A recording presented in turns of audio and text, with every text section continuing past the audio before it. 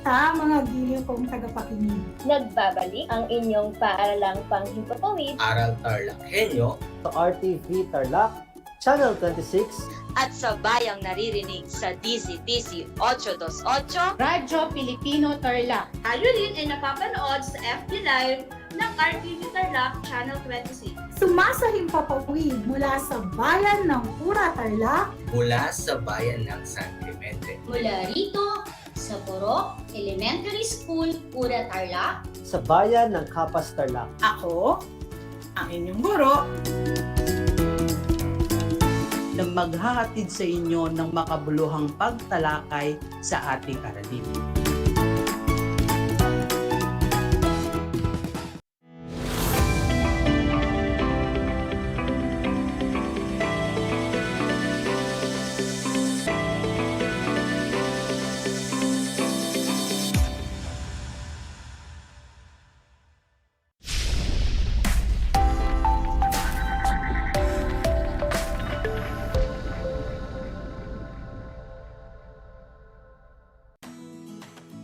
Welcome sa ating Project Shine, Aral TarlakHenyo ng Schools Division of Tarlac Province na kasalukuyang napapanood dito sa RTV Tarlac Channel 26 sa bayang napapakinggan sa 828 AM DZTC Radyo Pilipino Tarlac at napapanood sa Converge Cable Channel 100. Magandang buhay, mabuting tao! Kumusta kayo mga giliw naming tagapakinig? Ang aking pagbati at paghanga sa inyong pagpapahalaga sa edukasyon at pagpupursiging matapos ito ng nagtatagumpay sa kabila ng hamon ng pandemya. Ako ang inyong guro sa edukasyon sa pagpapakatao, Baitang 4, Ginang Tessie P. Urbano. Sumasahimpapawid mula sa Kamiling Tarlac, nasasamahan at gagabayan ka sa Most Essential Learning Competency na napapahalagahan ang lahat ng likha sa pagpapakilala ng iba't ibang uri ng halaman. Natitiyak kong kayo ay handang-handa na mga anak sa ating pagpapatuloy sa ating aralin sa araw na ito. Maging alerto at listo sa anumang impormasyong magbibigay sa atin ng inspirasyon, pag-asa at aral sa buhay na makatutulong sa pagiging mabuting tao. Bago natin simulan ang ating leksyon, nais ko munang ipaalala kung natatandaan niyo pa ba ang inyong tinalakay noong nakaraan. Natatandaan niyo pa ba ang mga ito? Mabuti naman kung oo ang inyong mga sagot. Tungkol saan ang inyong inaral noong nakaraang linggo? Kung ang inyong sagot ay napahahalagahan ang lahat ng mga likha gaya ng pangangalaga sa mga halaman gamit ang iba't ibang kagamitan, kayo ay tama. Mga anak, may inihanda akong maikling gawain. Isulat ang masayang mukha kung tama ang pinahahayag ng pangungusap at malungkot na mukha naman kung mali ito. Para sa unang bilang, kailangang linisan at hugasang mabuti ang mga kagamitang ginamit sa paghahalaman upang hindi ito kalawangin. Kung ang sagot ninyo ay masayang mukha, kayo ay tumpak. Ikalawang bilang, laging hasain ang talim ng mga kasangkapan upang hindi ito pumurol at masira. Kung ang sagot ninyo ay tulad nito, masayang mukha, mahusay mga anak, tama kayo. Ikatlong bilang, iwasang paglaruan ang mga kagamitan sa pangangalaga ng halaman upang maiwasan ang aksidente. Kung ang sagot ninyo ay masayang muka, kayo ay tama. Ika-4 na bilang. Ilagay kahit saan na lang ang mga kagamitang ginamit sa paghahalaman pagkatapos gamitin. Kung ang sagot ninyo ay malungkot na mukha, kayo ay tama.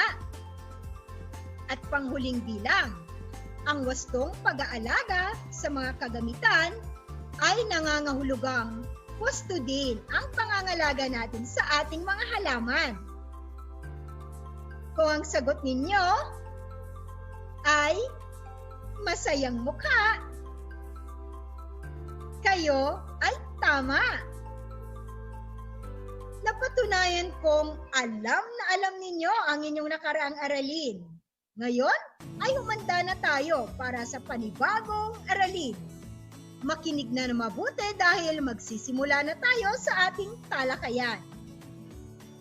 Ang ating leksyon ngayong araw mga bata ay tungkol sa pagpapahalaga sa lahat ng likha sa pagpapakilala ng iba't ibang uri ng halaman. Mayroon akong ipapakitang larawan mga anak. Ano kaya ang masasabi ninyo sa larawang ito? Maaari kayong sumagot sa pamamagitan ng ating comment box sa mga nanonood ng ating FB Live. Nababasa ko, ang mga larawan ay tungkol sa iba't ibang uri ng halaman sa ating paligid. Tama ang sinabi ni Natalie. Sa kasalukuyan ay naging abala ang mga tao sa pagtatanim mula noong nagkapandemya. Nabigyan ito ng dagdag na pansin at pagpapahalaga. Ito ay mainam dahil ang mga tanim ay nagbibigay sa atin ng maraming benepisyo. Mga bata, tandaan natin na ang paghahalaman ay isang sining ng pag-aayos at pagtatanim ng mga halaman tulad ng ornamental, gulay at punong kahoy o iba pang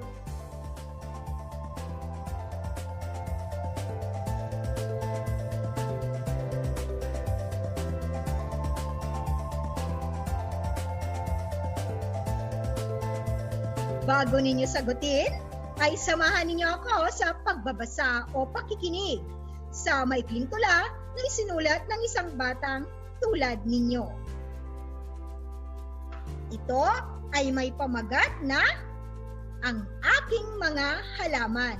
Isinulat ni Teresa Lee Urbano at iginuhit ni Maria Lydia Raita P. Urbano. Maaliwalas na umaga. Bumungad sa tuwina.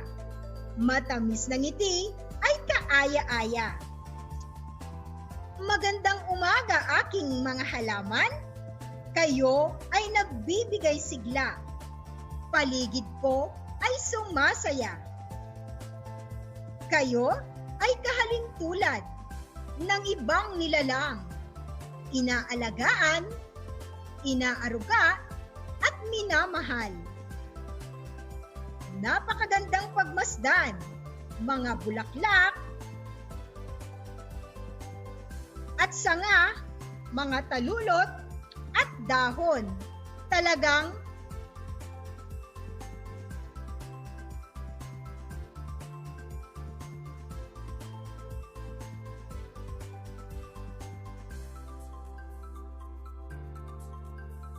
nilalagyan ng pataba upang lalo kayong gumanda. Kayong mga halaman ay kapaki-pakinabang. Nagbibigay pagkain sa aming nilalang. Kaya, marapat lamang kayo ay alagaan, laging pahalagahan at pagmalasakitan.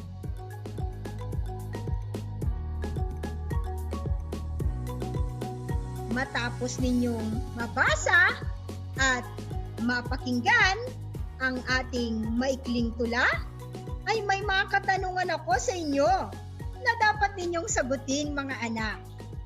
Sa unang tanong, tungkol saan ang tulang isinulat ni Teresa? Tungkol saan ang tulang isinulat ni Teresa? Kung ang sagot ninyo ay, ito ay tungkol sa pagpapahalaga sa mga halaman, kayo ay tama. Pangalawang bilang, paano inilarawan ni Teresa ang kanyang mga halaman? Paano inilarawan ni Teresa ang kanyang mga halaman? Ang sagot ay, inilarawan ni Teresa ang mga halaman na magaganda at kahanga-hanga. Tama ang sagot ni Haynes. Pangatlong bilang, paano niya pinapahalagahan ang kanyang mga tanim? Paano niya pinapahalagahan ang kanyang mga tanim? Ito naman ang sagot ni Lander. Inaalagaan niya ang mga ito tulad ng dinidilagan, tinatanggalan ng mga damo, at nilalagyan ng pataba. Magaling ang iyong sagot, Lander! Pang-apat na bilang. Bakit pinapahalagahan ni Teresa ang kanyang mga tanim? Bakit pinapahalagahan ni Teresa ang kanyang mga tanim? Ayon sa sagot ni Dandan, dahil ang mga tanim ang nagbibigay sigla at saya sa kanya.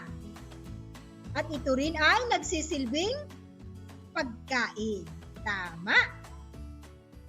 Panglima, bilang mag-aaral, paano ninyo maipakikita ang pagpapahalaga ninyo sa mga iba't ibang uri ng halaman? Paano ninyo maipakikita ang pagpapahalaga ninyo sa mga iba't ibang uri ng halaman?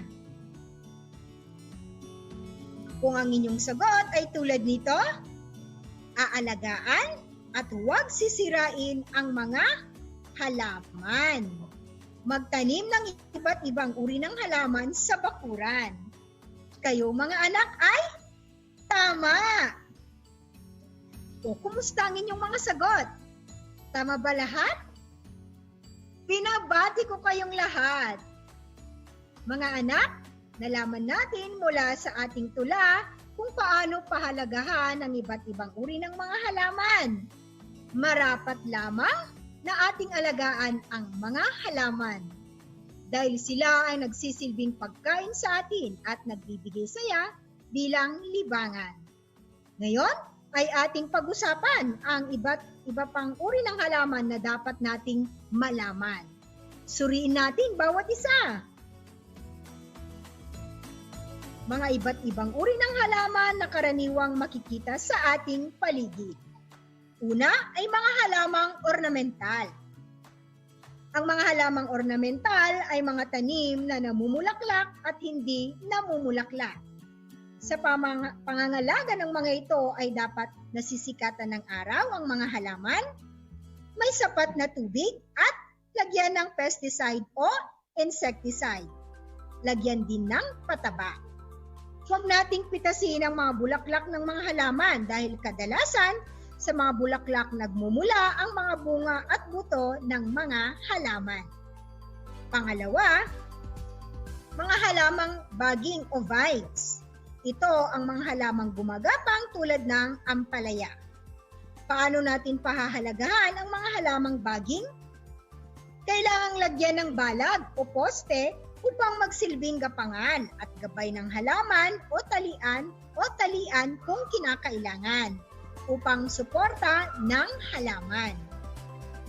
Pangatlo, halamang palumpon o shrubs. Ito ay mga halamang hindi gaanong lumalaki ang taas, pero may matitigas na sanga tulad ng rosas. Sa pag-aalaga ng halamang palumpon ay dapat laging putulan o i-trim ang mga sanga nito. Gumamit ng matalim na bulok sa pagputol ng mga sanga. Pang-apat, halamang tubig or aquatic plants. Ito ay ang mga halamang nabubuhay tulad ng water lily at lotus.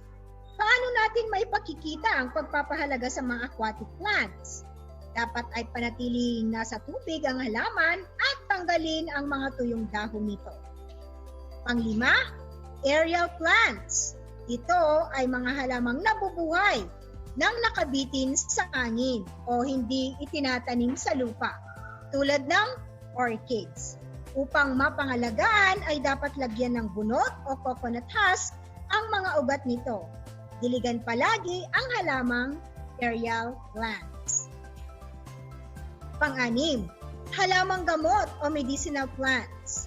Ito ay ang mga halamang nagbibigay lunas sa ilang karamdaman ng mga tao tulad ng oregano, kutsay at luya. Upang mapangalagaan ang mga halamang gamot ay ugaliing bungkalin ang paligid ng mga halaman. At upang maging mabilis ang kanilang paglaki, iwasang mabungkal ang mga ugat nito upang hindi ito mamatay at tanggalin ang mga damo sa paligid nito. Pangpito, punong kahoy. Ito ay mga halamang tumutubo bilang puno at maaring namumunga at mayroon ding hindi namumunga. Halimbawa ay mangga, bayabas, nara, akasya at iba pa. Sa paanong paraan may pakikita ang pagpapahalaga sa mga punong kahoy? Kailangan ay sapat ang sikat ng araw sa mga halaman. Sapat na patubig din ang kailangan. Lagyan ng pesticide o insecticide at sapat na espasyo ang bawat puno upang lumaki at maging mayabong ang mga ito. Naintindihan niyo ba ang ating tinalakay, mga bata? Sana ay nagbigay sa inyo ng linaw ang mga nabanggit na iba't ibang uri ng mga halaman sa ating paligid. Gayon din ang mga pagpapahalaga nito sa kanila. Ngayon ay humanda na para sa katanungan. Alam ko na kayang-kaya ninyo ang mga ito.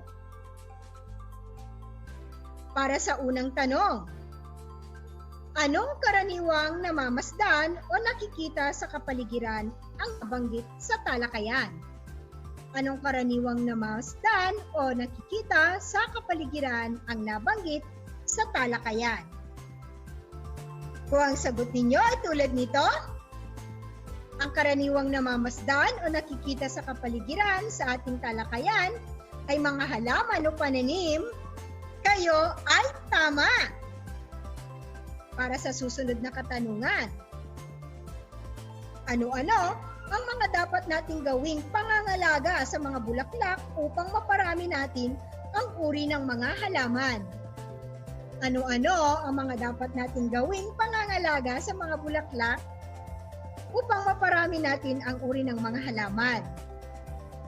Kung ang sagot ninyo ay tulad nito, ang mga bulaklak ng mga halaman ay dapat huwag pitasin dahil dito nagmumula ang mga bunga at buto nito.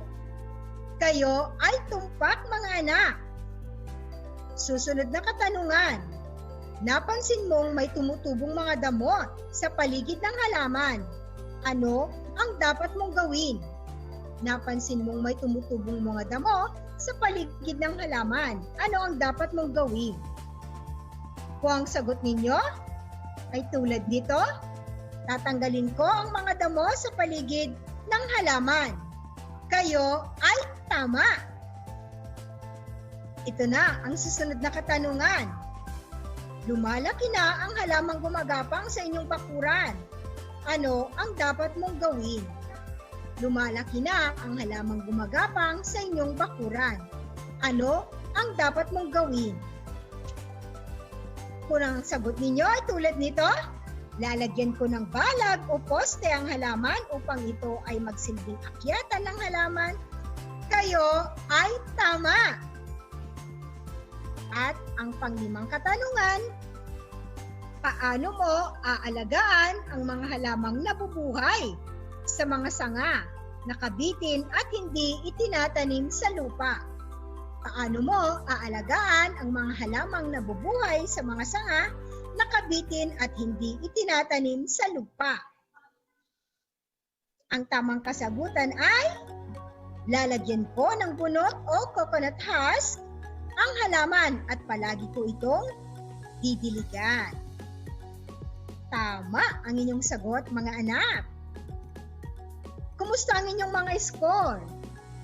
Alam ko, mga anak, na nakuha ninyong lahat ang mga tamang kasagutan mula sa aking mga katanungan. Binabati ko kayong lahat. Mahalagang tandaan, mga bata, ang mga sumusunod na konsepto mula sa ating aralin ngayong araw. Ang mga halaman ay biyayang binigay sa atin ng ating Panginoon na dapat nating alagaan.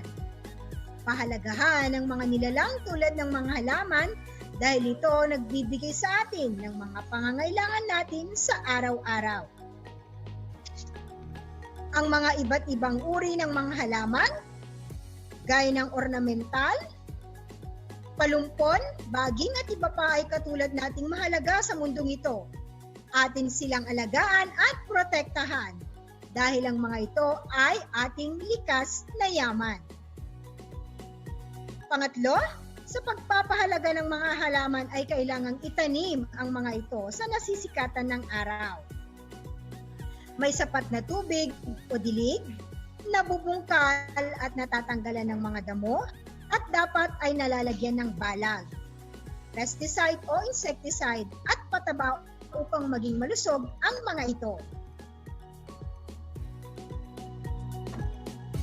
Ayan!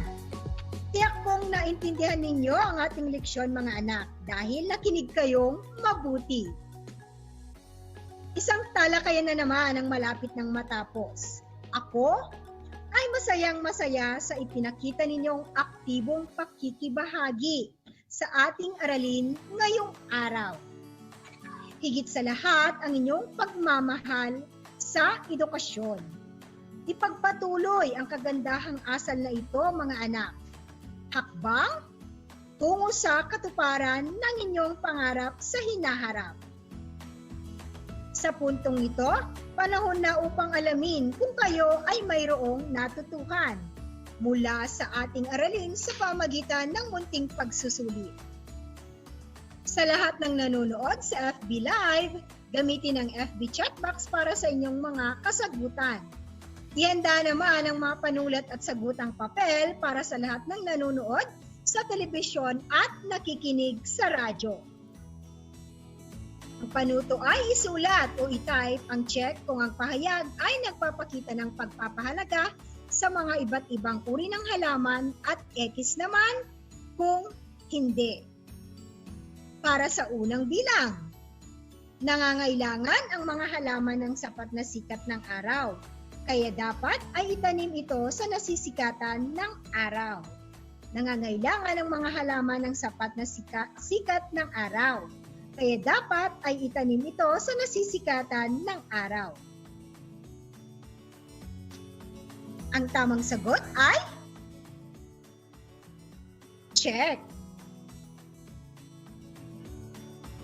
Para sa pangalawang bilang, palagiang tanggalan ng ligaw na damo ang mga paligid ng halaman.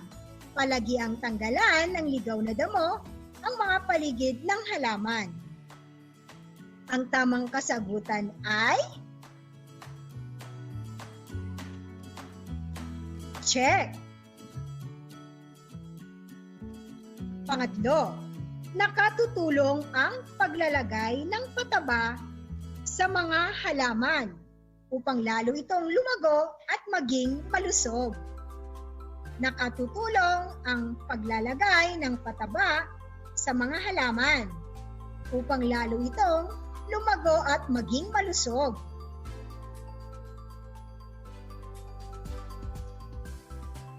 Nakikita ko, marami nang sumasagot sa ating FB Live.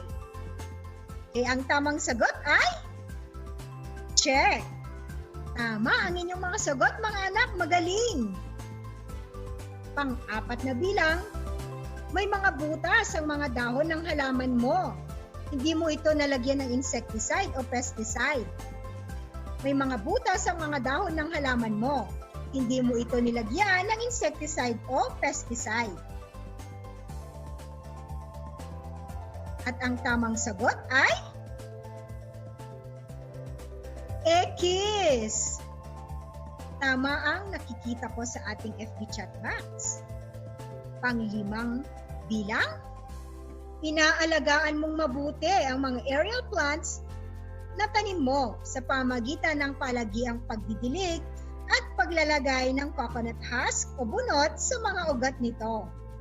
Inaalagaan mong mabuti ang mga aerial plants na tanim mo sa pamagitan ng palagiang pagdidilig at paglalagay ng coconut husk o bunot sa mga ugat nito.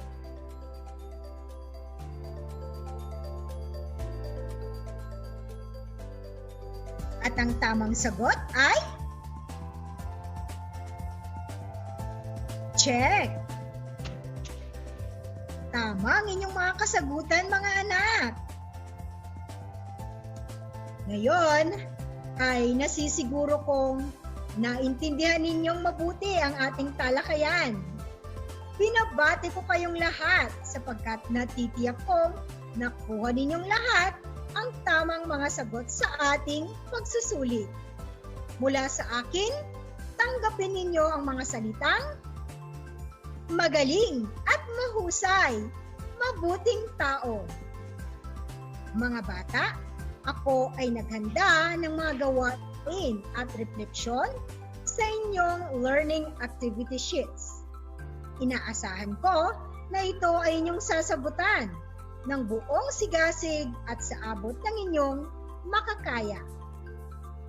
Sakali man na kailanganin ninyo ang patnubay ng inyong kapamilya at guro, huwag kayong mag-atubili na sila ay tawagan upang kayo ay magabayan ng tama. Panalangin ko na anumang konsepto, higit lalo ang mga aral sa buhay na inyong natutuhan sa araw na ito ay inyong maisabuhay sa araw-araw. Muli, ako ang inyong guro sa edukasyon sa pagpapakatao, Baitang 4, Ginang Tessie P. Urbano mula sa bayan ng Kamiling, Tarlac, na nagpapaalala na piliing maging mabuting tao sa lahat ng panahon at pagkakataon. Hanggang sa muli!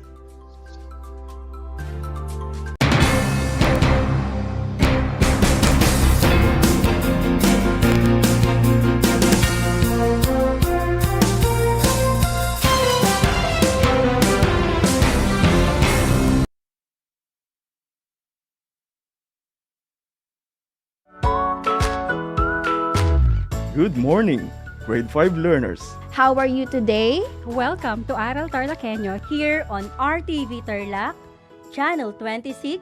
Simulcast over DCTC, Radyo Pilipino, Tarlac. I am Sir Joshua Evaristo, your teacher broadcaster, aiming to give you another fun-filled learning experience, serving you with the different skills, learn and have fun together. Did you know that children learn more when they initiate an activity and are actively engaged in it? This is your science teacher broadcaster, Princess Diana L. Ronquillo for Aral TarlakHenyo. Let's learn science together on Aral TarlakHenyo. Catch us live every Monday to Friday from 8:30 a.m. to 5:30 p.m. Watch Aral TarlakHenyo on RTV Tarlac, Channel 26, simulcast over Radyo Pilipino, DZTC 828 kHz, and streamed live on FB page and YouTube channel of RTV Tarlac, Channel 26.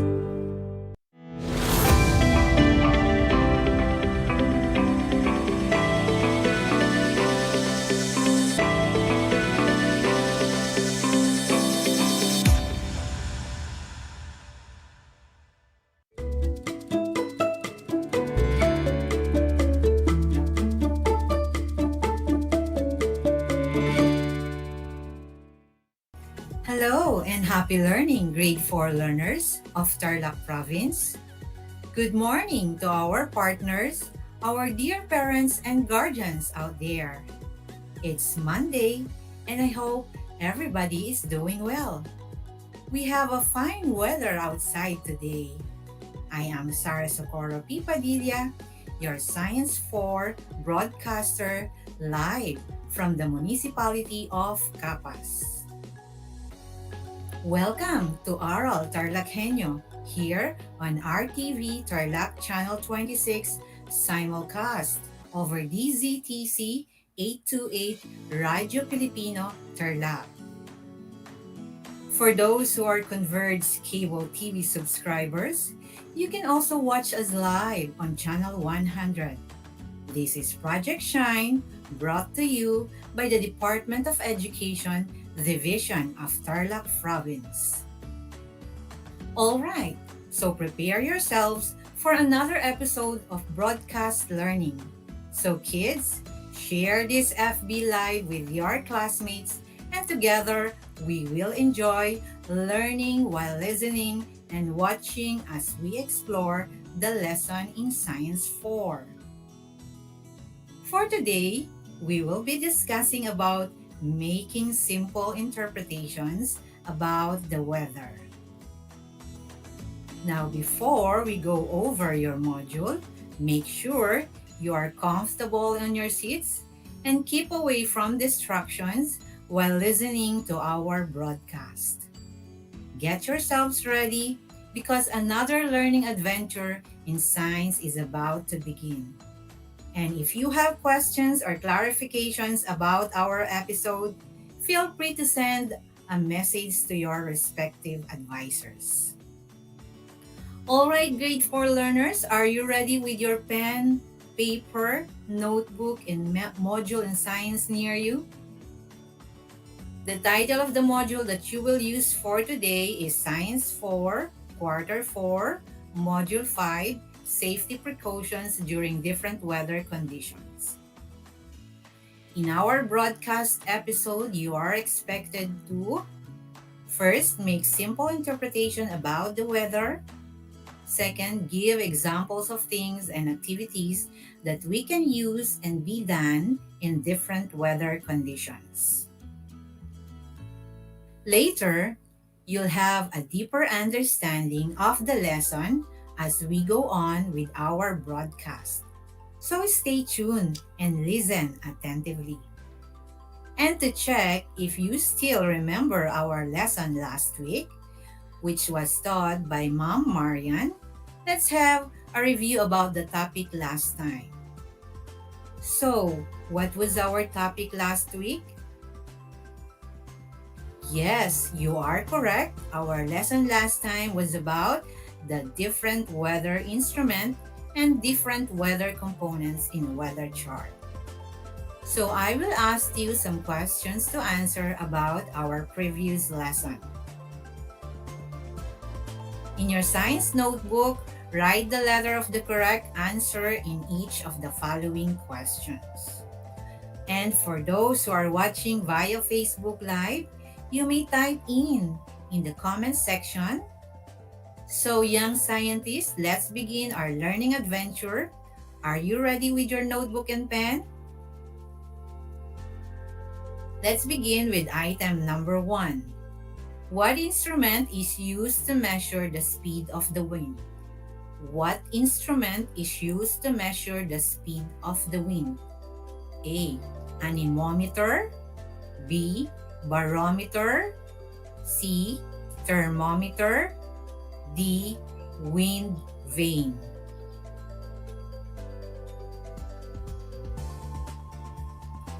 All right, now let's check your answer. The answer is letter A, anemometer. That's a good start. Number 2. A wind vane tells what component of weather? A wind vane tells what component of weather? A. Wind speed. B. Wind direction. C. Wind temperature. D. Wind observations. The correct answer is letter B, wind direction. Very good, class. Number 3. What does the daily weather forecast tells us? What does the daily weather forecast tells us? A. Upcoming typhoon. B. Temperature and place. C. Wind speed and direction. D. All of the above.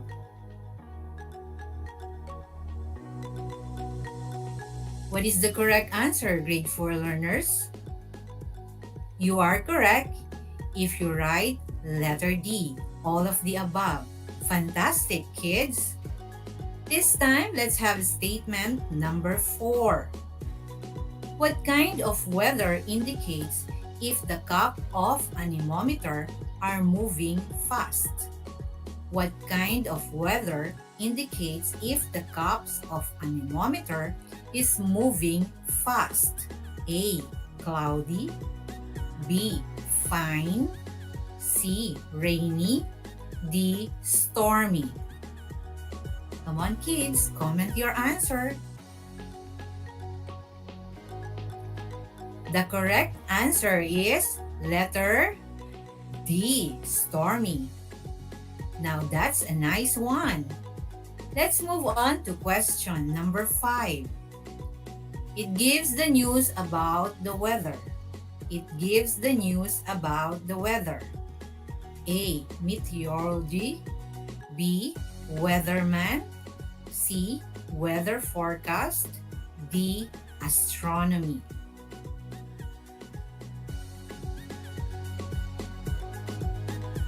The answer is letter C. Weather forecast. Good job, young learners. So, did you get all the correct answers? Well, that's good. I am glad that you still remember our past lesson.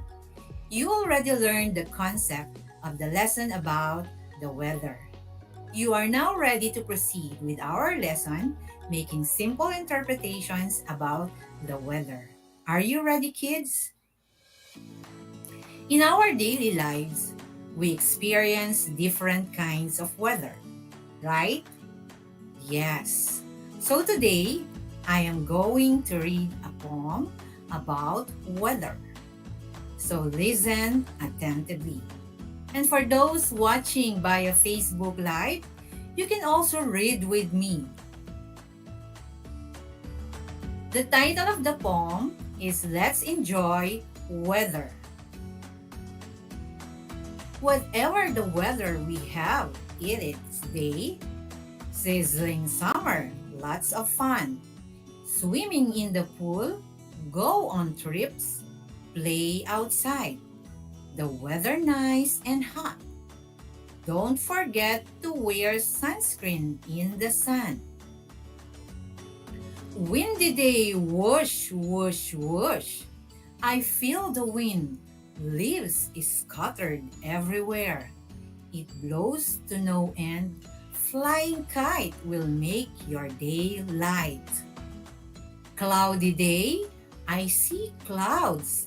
They look so puffy, big and little, light and puffy. They block the sun, they bring the shade. It's fun to run and jump in the middle. But look out, rain could be on the way. Rainy day, oh rain, rain, rain. Falling, falling down, wet, wet, wet. There is no outside play. Indoor game can be better. Stormy day, the wind is fast. It is strong. The sky is dark. Lightning flashes, thunder cracks. How I wish it will be over. There's some kind of weather each day of the year. So, did you like our poem? Good. What is the poem all about? You are right. It is about weather. Now look at this picture, class. It shows children at the beach playing happily under the sun. Can you tell me what kind of weather it is? Correct. It is sunny day. Let's proceed with the next picture. The image shows kids are outside running and playing kites. Can you identify what kind of weather it is? Nice, grade 4 learners. It is windy days. How about the next picture? It shows children after school holding umbrella not to get wet. What kind of weather it is? Awesome! For that correct response, it is rainy days. The final picture shows strong wind, heavy rain. During this day, there is no class in the school. Can you identify what weather it is? You are right. It is stormy day. Great job, grade 4 learners. Let's proceed with our next exercise. Identify during what weather can you do the following activity. Choose the correct answer from the box. Write your answer in your science notebook. You can choose 2 answers if it is applicable. The words inside the box are sunny day, windy day, cloudy day, and stormy day. I will repeat: sunny day, windy day, cloudy day, and stormy day. I will give you 5 seconds to write your answer. And if you are watching via Facebook Live, you can type in our comments section. So, are you ready, class? Let's begin with item number 1. Playing chess inside the house. Playing chess inside the house. Your timer starts now.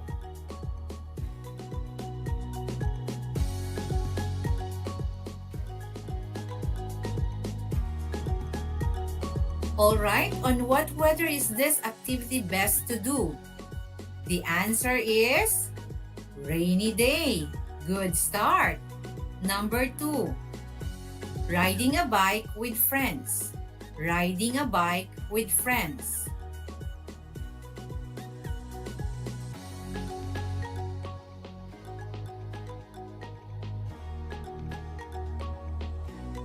You are right.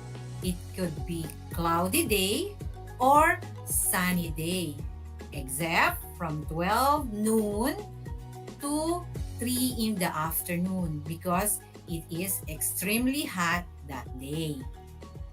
Let's now move on to item number 3. Playing kite in the middle. Playing kite in the middle.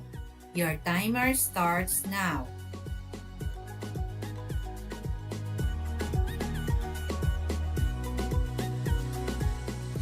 You are correct.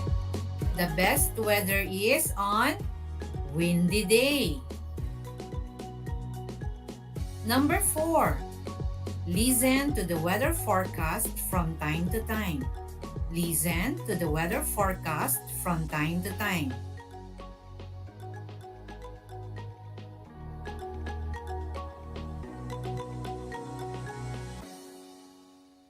The answer is stormy day. Fantastic, learners! Number 5. Be prepared for evacuation in case of flood. Be prepared for evacuation in case of flood.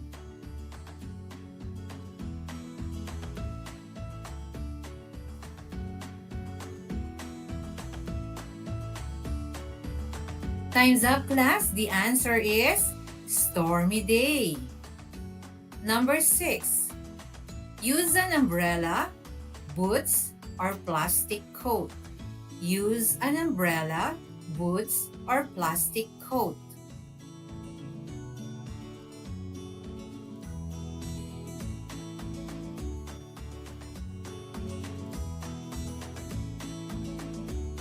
All right, the answer is rainy day. Nice one. Number 7, swimming in the pool. Swimming in the pool. Write your answers, kids. The clock is ticking.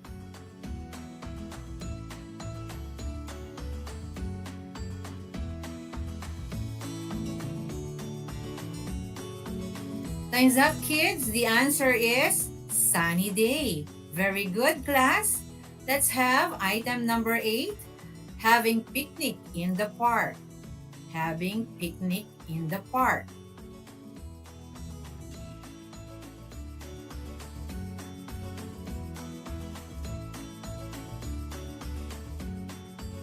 You are correct. It can be cloudy day or sunny day. Remember, except from 12 in the afternoon to 3 in the afternoon because it is extremely hot that time. Number 9, watching TV or read books in the house. Watching TV or read books in the house. Timer starts now.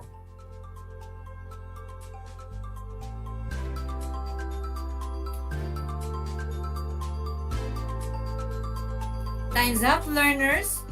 Yes, you can do it during rainy day. Great, learners. Now let's have the final item, number 10. Wear hats and sunglasses.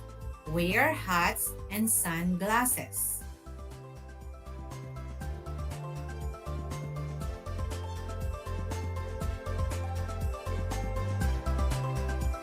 This is good during sunny day. Awesome, kids! Did you get all the correct answers, kids? Wow, good job, learners! You want more? Of course, let's have more. Our next activity is to find what things to wear or prepare for the following weather. Write SD for sunny weather, WD for windy day, RD for rainy day, and SRD for stormy day. Write your answer in your science notebook. And for our viewers, you can also comment your answer via Facebook Live. I will repeat the direction. Write SD for sunny weather, WD for windy day, RD for rainy day, and SRD for stormy day. Let's begin with item number 1. Wear loose t-shirt or sandu.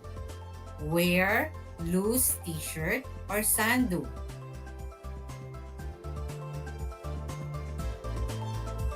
Alright, the correct answer is SD or sunny day. Nice starts, learner.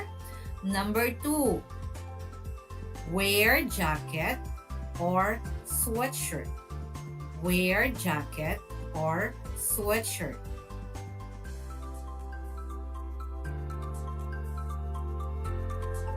You are right. The answer is rainy day or stormy day. That's terrific, kids. Let's proceed with item number 3. Prepare flashlights, whistle, and some food. Prepare flashlight, whistle, and some food.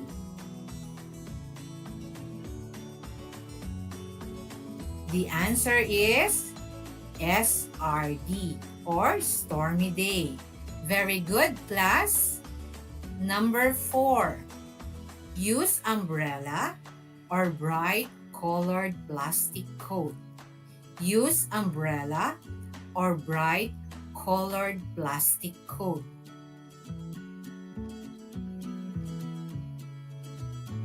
You are correct. The answer is RD or rainy day.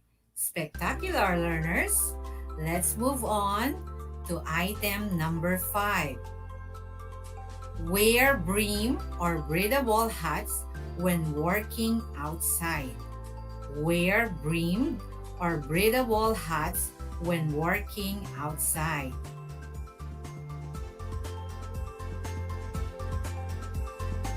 The answer is SD or sunny day. Great, grade 4 learners. Number 6. Classes are suspended. Classes are suspended.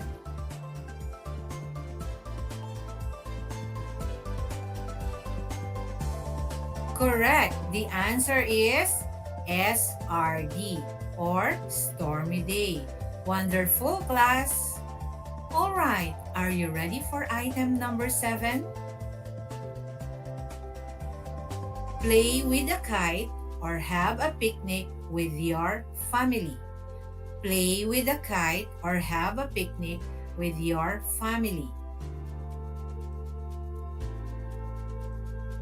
The answer is WD and SD, windy day or sunny day. Remember, except from 12 noon to 3 in the afternoon because it is extremely hot that time. Very good. Number 8, apply sunblock lotion when you go to the beach or pool. Apply sunblock lotion when you go to the beach or pool.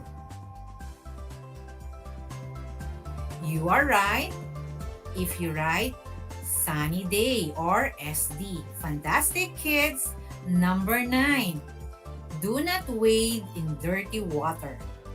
Do not wade in dirty water.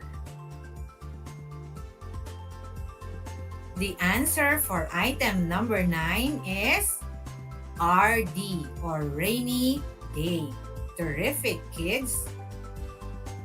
For the final item, number 10, secured yard items that may be blown around. Secured yard items that may be blown around. You are correct if your answer is SRD or stormy day. Good job, grade 4 learners. So, how many of you got all the correct answers? Wow, for those who got perfect, that's awesome, young learners. And for those who got 4 and below, well, if you had hard time in understanding our lesson for today, it's good that you still have your module. Find time to read it again. Please don't be hesitant to ask some help from any of your family members. For your assignment, draw and color an activity for the following weather: sunny day, windy day, rainy day, stormy day. I will repeat. For your assignment, draw and color an activity for the following weather: sunny day, windy day, rainy day, stormy day. There you have it, young scientists. Let me congratulate you for accomplishing the task. I know you fully understood our lesson for today, which was simple interpretation about the weather. We are done with our lesson in Science 4. I know the last 25 minutes has been very exciting for you. That is why we will be continuing our discussion on Wednesday, same time, same channel, same account, same module. See you then, my dear grade 4 pupils. Thank you for listening and watching. Again, this is your teacher broadcaster in Science 4, Mrs. Sara Socorro P. Padilla. Until next time for another fun learning experience in science, the world of exploration, discovery, invention, and technology.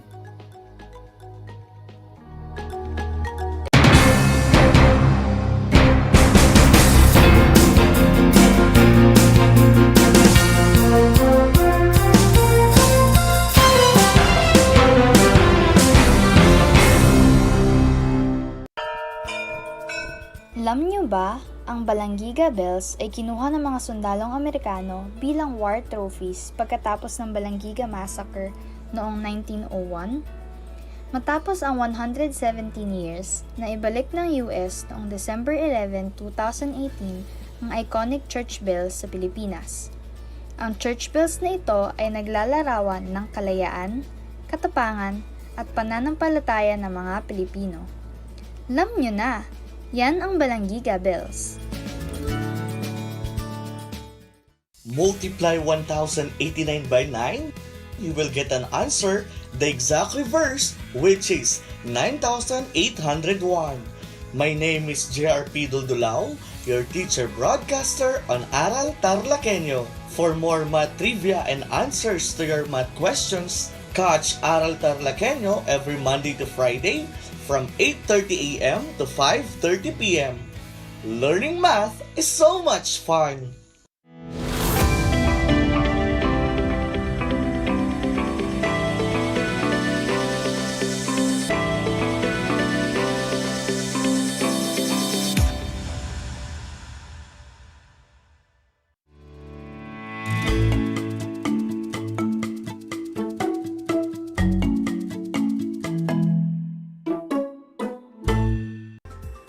Good morning! Welcome to Aral TarlakHenyo here on RTV Tarlac, Channel 26.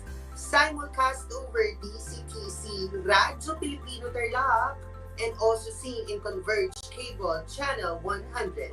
I am Teacher Mario Dinoon Jr., your teacher broadcaster for today's mathematics lesson for grade 4 learners. Broadcasting live here from Herona Tarlac. Get ready to listen and try to be focused and be at its best. And remember, ang batang matalino sa math, laging handang matuto. In today's lesson, we will be discussing about interpreting data presented in different bar graphs. And we are expected you to interpret data presented in different kinds of bar graphs. Single, double, vertical, or horizontal bars. Let us walk through our lesson for today. Are you ready now to be with me on the next 25 minutes?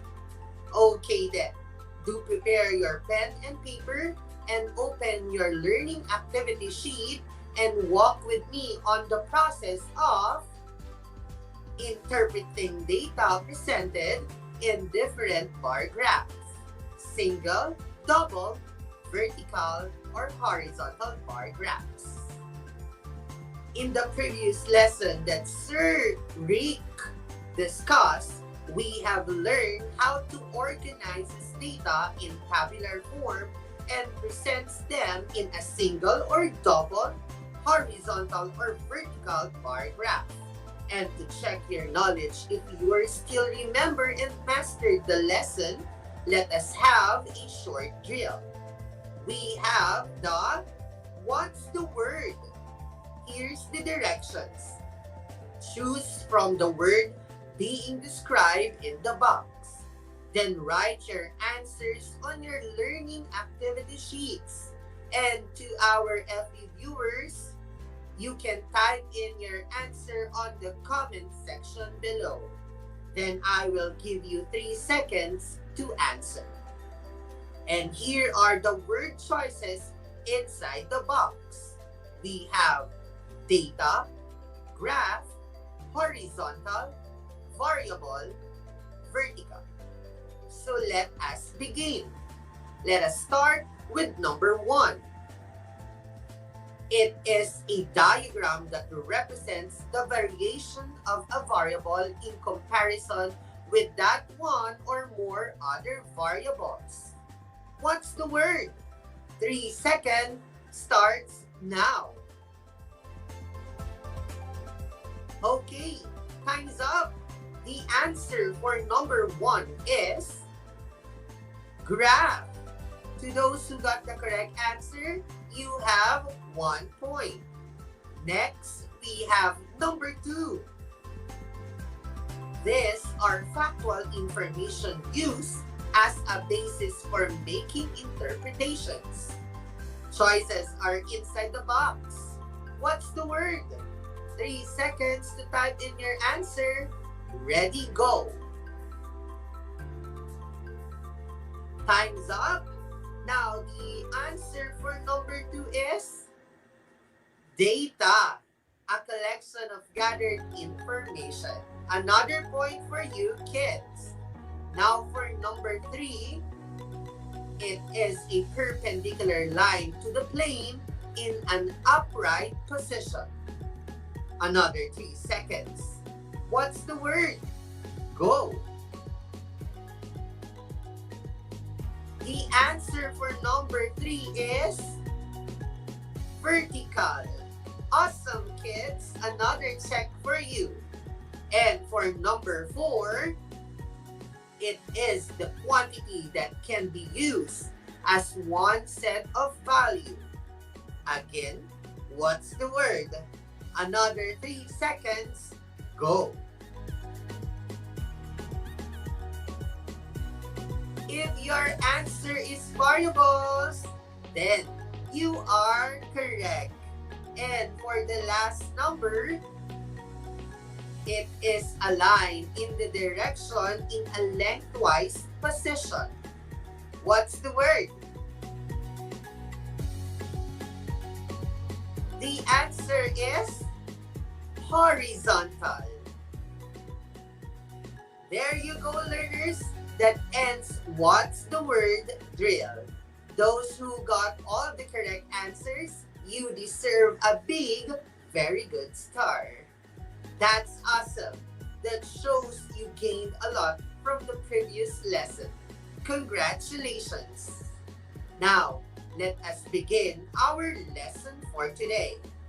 It's interpreting data presented in different bar graphs. Single or double, vertical or horizontal bar graphs. But before that, let me ask you this question. Are you fond of planting or taking good care of plants? I hope your answers are yes, because plants make for great companions during the COVID-19 pandemic. Why? Because they offer many social, emotional, and physical health benefits. Yet, plants cannot contract nor spread COVID-19. So kids, start planting and taking good care of your plants. Be a plant kid. And did you know that the number of plants you planted in this time of pandemic can be identified through a bar graph? Let us have this example. The Carbonell family planted different vegetables during the Enhanced Community Quarantine or ECQ in their backyard. After 3 months, they harvested 15 kilograms of pechay, 18 kilograms of eggplants, 12 kilograms of tomatoes, 6 kilograms of squash, and 9 kilograms of ampalaya. They decided to make a graph for the harvested vegetables to know the total amount harvested in kilograms. Now, one way of making sense of a given data is to make a graph. And these are the 2 kinds of bar graphs presented by the Carbonell's family with their harvested vegetables. This is a vertical bar graph because its bars are drawn vertically. This is a horizontal bar graph where the bars are drawn horizontally. They both have horizontal axis and vertical axis. In horizontal axis, vegetables data was written on the vertical bar graph, while kilograms data was written on the horizontal bar graphs.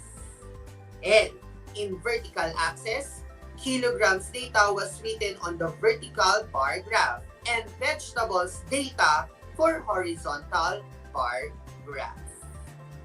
And these bar graphs are example of a single bar graph.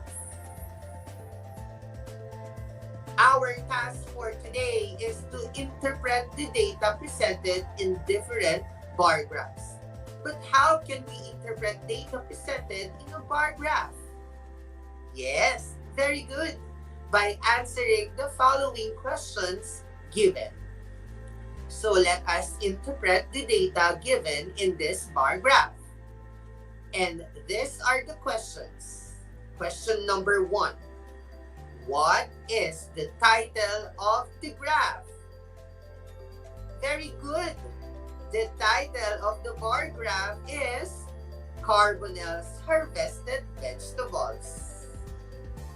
Number 2 question. What vegetable has the highest harvest and the lowest harvest? Now looking at our bar graph, which among the vegetables has the highest bar? Good. It is eggplants. Therefore, the vegetables that has the highest harvest is eggplant.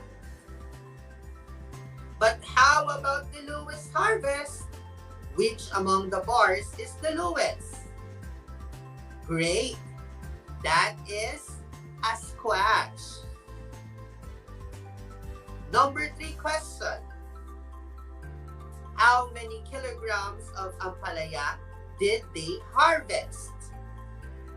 And for us to see the number of kilograms of ampalaya, we are going to look for the top of the bar of ampalaya.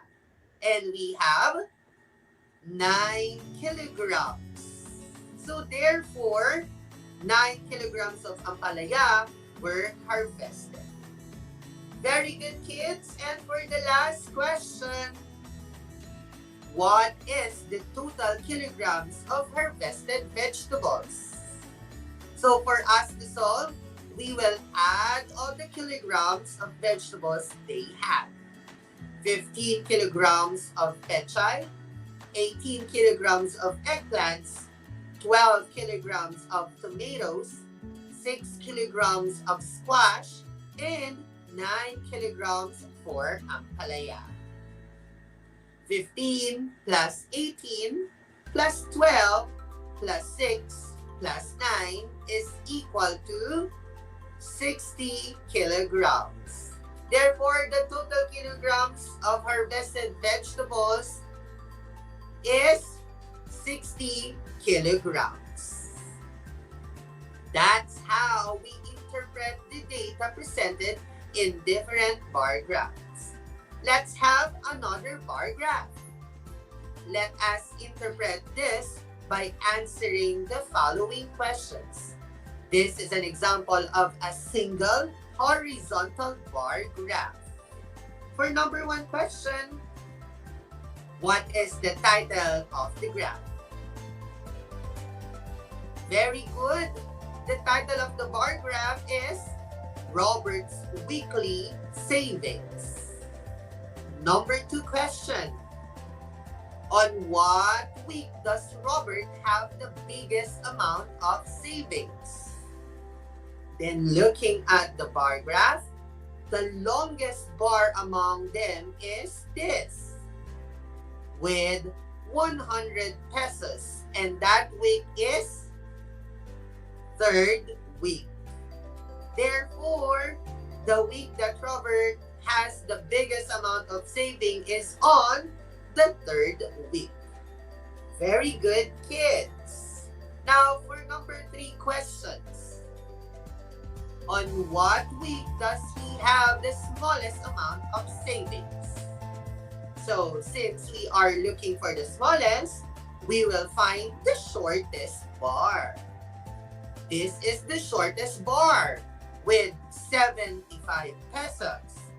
And that is 4th week.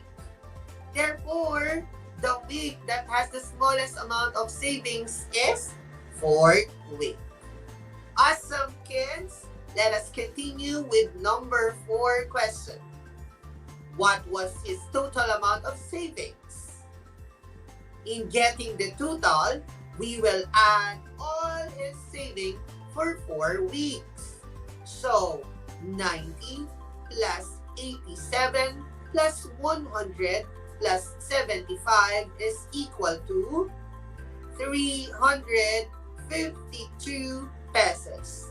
Therefore, the total amount of Robert's weekly savings is 352 pesos. Very good, kids. And for the last question, is it important to be thrifty? Yes, of course. Saving money is very important, especially in this time of pandemic, so that when we need to buy some important things such as vitamins, food, face masks, and alcohol, we have the money that we can use in buying all of this. So kids, let's start saving money. Okay? And for our third given example, what can you say with our bar graph? Very good observation. Notice that in each subject is horizontal axis, we have 2 bars with different colors. The bars colored with gray represents the pre-test, while the blue represents the post-test. And if you have this kind of bar graph, then this bar graph is a double bar graph. And in interpreting the double bar graph, we need to become more observant and analyze very well the question before we give our answer.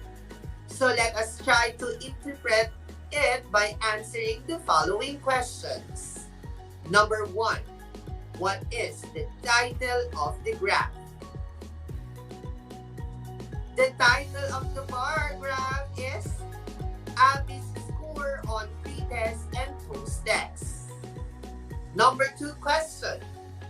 What subject has the highest score during the pre-test and even in post-test?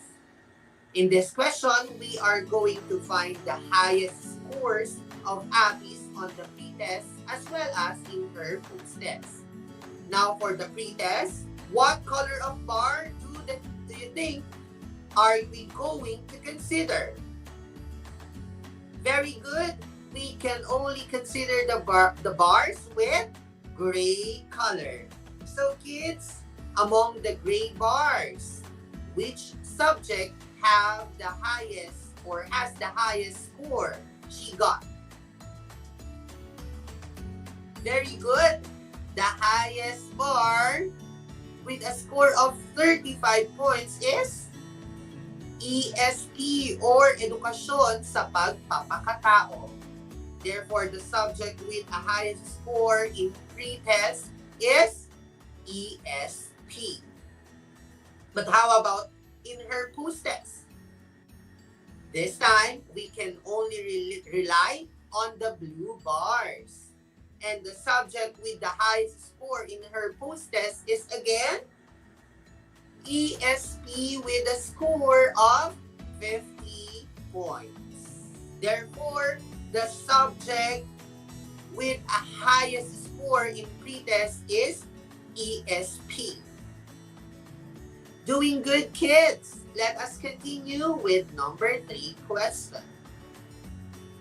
What subject did she find difficult at first? Why do you think so? Since we are looking for the subject that she finds difficult at first, we are talking about the pre-test with the gray bars. Now, which subject has the lowest score? Good. It's mathematics. So why do you think so? Because we can probably say that Abby has a difficulty in solving numbers. So in effect, she got a lowest score in mathematics during the pretest. And for number 4 question, are study habits important? Why? Definitely yes. Study habits are very important for us to easily understand every lesson. Consistency is the key when it comes to studying. So do your best to make a habit of it. In mathematics, diligence is the best practice to learn from it. And for the last question, as a learner, how are you going to show diligence in your work? Correct. By giving all your best in everything that you do. Keep on practicing, keep on creating, and read more to become more knowledgeable and skillful. I hope you are enjoying what we are doing and see it without difficulty. And to test if you can interpret the data presented in different bar graphs, let us answer your what I can do on your learning activity sheet. And here's the direction. Read and study the bar graph, then answer the questions that follow. Write the letter of your answers on your learning activity sheet. And to our FB Live viewers, you may type in your answer. So grade 4 learners, are you ready? And if you're ready, let us start. Here is the given graph. Number 1. What was Maxine's score in the 5th week? Again, what was Maxine's score in the 5th week? Is it letter A, Maxine's score was 11 points? Letter B, Maxine's score was 13 points. Or letter C, Maxine's scores was 15 points. 5 seconds to answer. Go!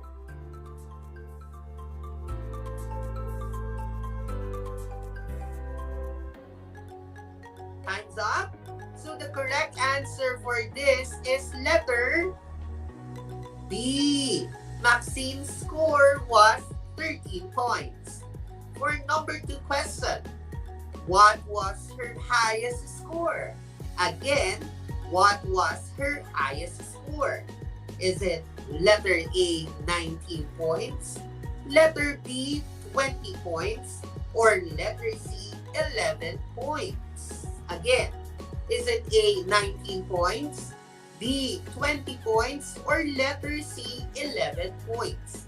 Your 5 seconds starts now.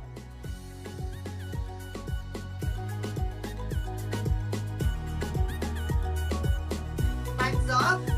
And the correct answer for number 2 is letter A, 19 points. And for number 3, what was her score in the 7th week? Again, what was her score in the 7th week? Is it A, 9 points, B, 19 points, or letter C, 16 points? Again, is it A, 9 points, B, 19 points, or letter C, 16 points? Ready? Go!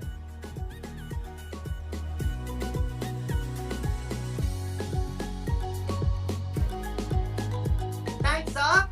So her score in the 7th week is letter C, 16 points. And for number 4 question, on what week did she get the lowest score? Is it A, 5th week, letter B, 3rd week, or letter C, 1st week? Timer starts now.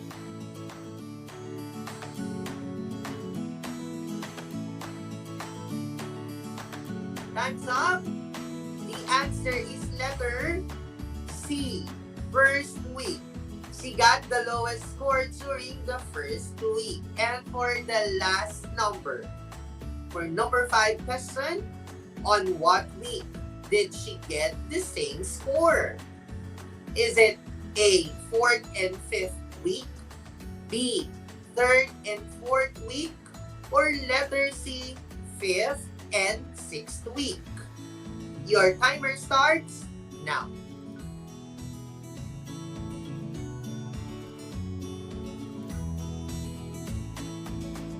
Time's up. She got the same score during the 3rd and 4th week. So the answer is letter B. That's it, Great for Learners. You have learned how to interpret data presented in different bar graphs. You can also check your mathematics textbook for more examples about this lesson. With the outstanding performance you did, I guess we are now ready to do the additional activities on pages 13 of your learning activity sheet as part of your practice and assignment as well. To our grade 4 pupils, I admire you for being a good listeners. I hope you have learned a lot today. I know it is very challenging to interpret data in a bar graph, but always remember, every task given becomes very easy if you have the willingness to listen, a determination to do, and a confidence to finish. Congratulations, kids! You did a great job today. Once again, this is Teacher Mario Dino All Jr., your mathematics anchor teacher for today. Till next time, stay safe and God bless everyone.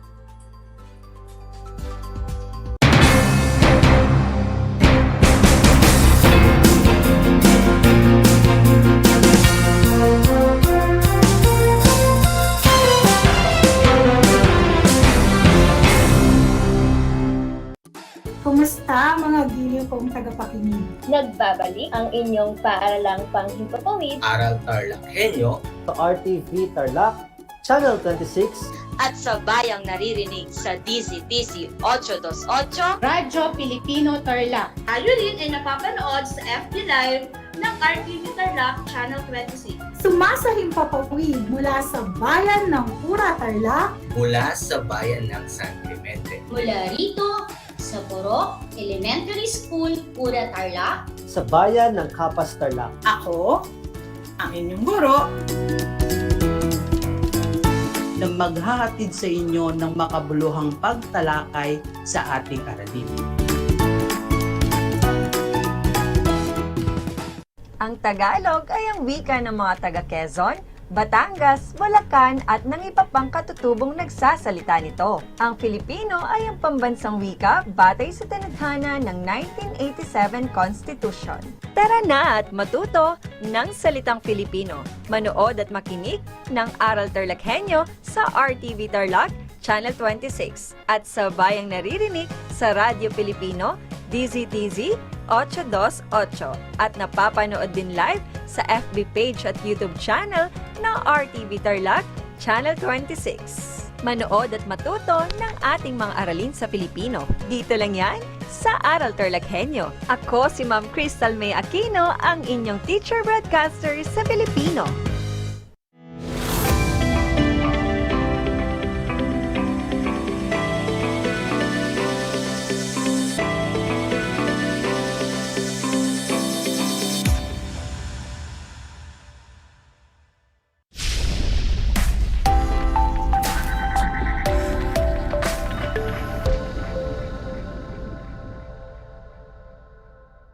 Magandang araw sa mga magigiliw naming mag-aaral sa ika-4 na baitang at magandang araw din sa inyo mga mahal naming mga magulang at tagapangalaga.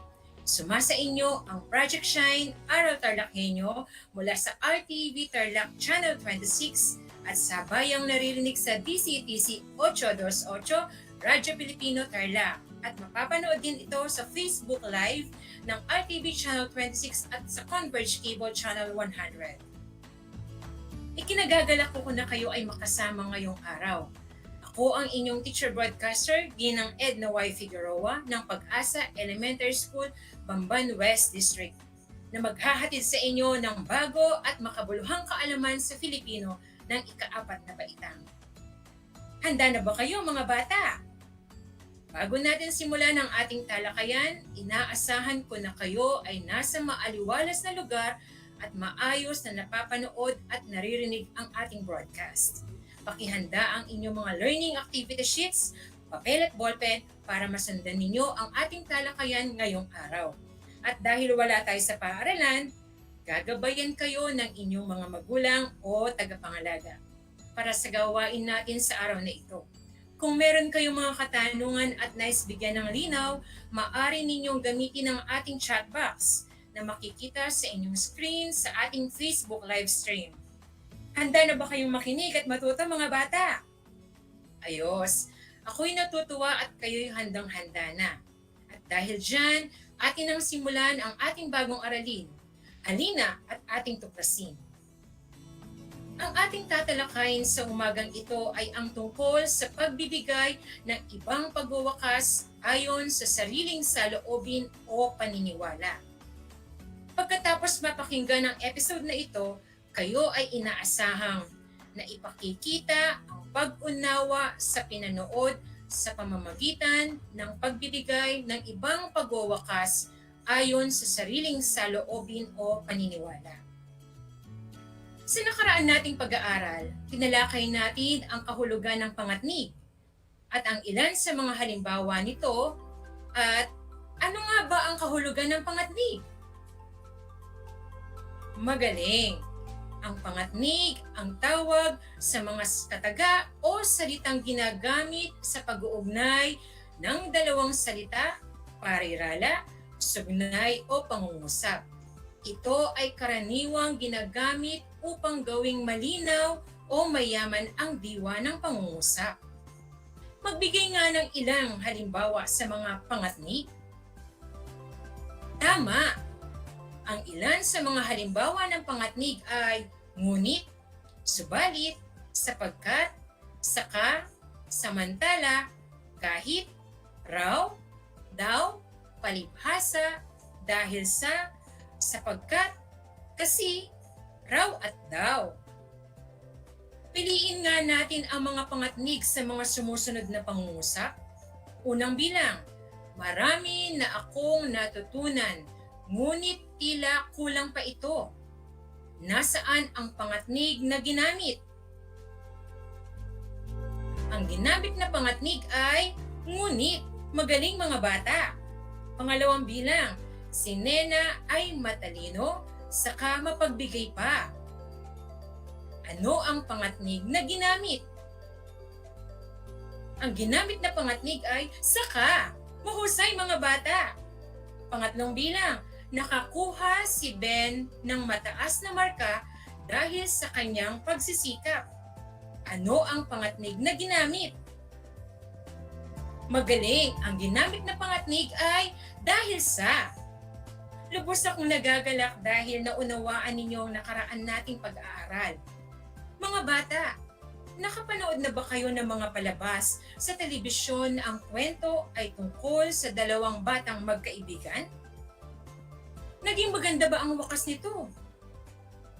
Sa pagsisimula natin sa araling ito, nais ko muna kayong subukin.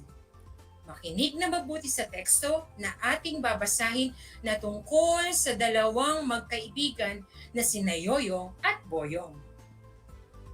Narito ang teksto. Habang pauwi galing sa paaralan ang magkaibigang Yoyong at Boyong, ay nadaanan nila ang puno ng bayabas na hitik sa bunga. Nag-uunahan sila sa pag-akyat sa puno upang mamitas ng bunga nito. Bzzz, bzzz, bzzz. Narinig nilang ingay sa itaas. Aray! Sigaw ni Yoyong. Aray! Sigaw ni Boyong. Nakita nila ang nagliliparan at nangangagat sa kanila kaya't dali-dali silang bumaba ng puno. Sana ay nagustuhan ninyo at naunawaan ang teksto. At ngayon, sasagutin natin ang mga tanong kaugnay sa napakinggang talata. Isulat sa papel o i-type nyo lamang sa ating Facebook live chat box ang letra ng tamang sagot. Handa na ba kayo? Simulan na natin. Para sa unang tanong, sino ang dalawang magkaibigan sa ating kwento? Sa letrang A, Pong at Ben. B, Yoyong at Boyong. C, Lito. D, Bubuyog. Sino ang dalawang magkaibigan sa ating kwento? Ang wastong sagot ay letrang B, sina Yoyong at Boyong. Magaling mga bata! Ikalawang tanong, ano ang ginawa ng dalawang magkaibigan pagkagaling sa paaralan? Sa letrang A, nag-aral ng mabuti. Sa letrang B, umakyat sa puno. C, sila ay naligo. D, naghabulan sila. Ano ang ginawa ng dalawang magkaibigan pagkagaling sa paaralan? Tama! Ang wastong sagot ay letrang B. Umakyat sila sa puno ng bayabas. Napakahusay niyo mga bata. Ikatlong tanong, batay sa inyong naranasan, ano ang kumagat kina Yoyong at Boyong? Sa letrang A, paru-paro. B, bubuyog. C, alupihan. D, langgam. Magaling! Ang tamang sagot ay letrang B, bubuyog. Ikaapat na tanong, bakit kaya nagmamadali sa pagbaba sa puno sina Yoyong at Boyong? Sa letrang A, marami na silang napitas na bayabas. Sa letrang B, dahil sa mga kumakagat sa kanila. C, kailangan na nilang makauwi ng bahay. At letrang D, aakyat sila uli sa isa pang puno ng bayabas. Kung ang sagot ninyo ay letrang B, dahil sa mga kumakagat sa kanila, kayo ay tama. Ikalimang bilang, ano kaya ang gagawin ng mga magulang ng magkaibigang Yoyong at Boyong sa kanila? Sa letrang A, pagagalitan sila. B, matutuwa sa kanila. C, papaluin sila. D, pakakainin sila. Magaling! Ang tamang sagot ay letrang A, pagagalitan sila. Nakuha ba ninyo ang mga tamang kasagutan? Kung oo, napakahusay. Binabati ko kayo. Ngayon ay tiyak na handang-handa na kayo sa ating bagong aralin tungkol sa pagbibigay ng ibang pagwawakas ayon sa sariling saloobin o paniniwala. Panoorin natin at unawain ang usapan ng magkaibigang Lindon at Roxanne. Yehey! May kuryente na! Sa wakas, mapapatinggan ko na sa radyo ang module para sa mga ito. Subalit, ano na kaya meron? Oo nga, hindi pa raw tayo maaaring mag-face-to-face at papasok sa school. Kakamiss na rin talaga. Oo nga, sabi ni nanay, dahil bumalik na ang kuryente pagkatapos ng 3 bagyong Hinta, Rolly at Ulysses, tuloy na ulit ang online classes natin. Maaari din daw tayo makinig ng aksyon sa radyo at TV. Kung gayon, kailangan talagang may kuryente sa bahay para makapakinig ng radyo at makapanood sa TV, maliban sa cellphone. Pero kung wala nito, mas mainam pa rin ang ibibigay ng mga module ni Ma'am Edna. Basta alam lang kung kailan kukunin at ibabalik ng ating mga magulang ang natapos nating module. Tama! Kailangan sumunod sa nais ng gobyerno bilang pag-iingat sa kalusugan natin. Oo nga, ito ay dahil sa COVID-19. Kailangan talaga natin ang pag-iingat. Kailangan natin manatili sa ating bahay upang sakit ay maiwasan.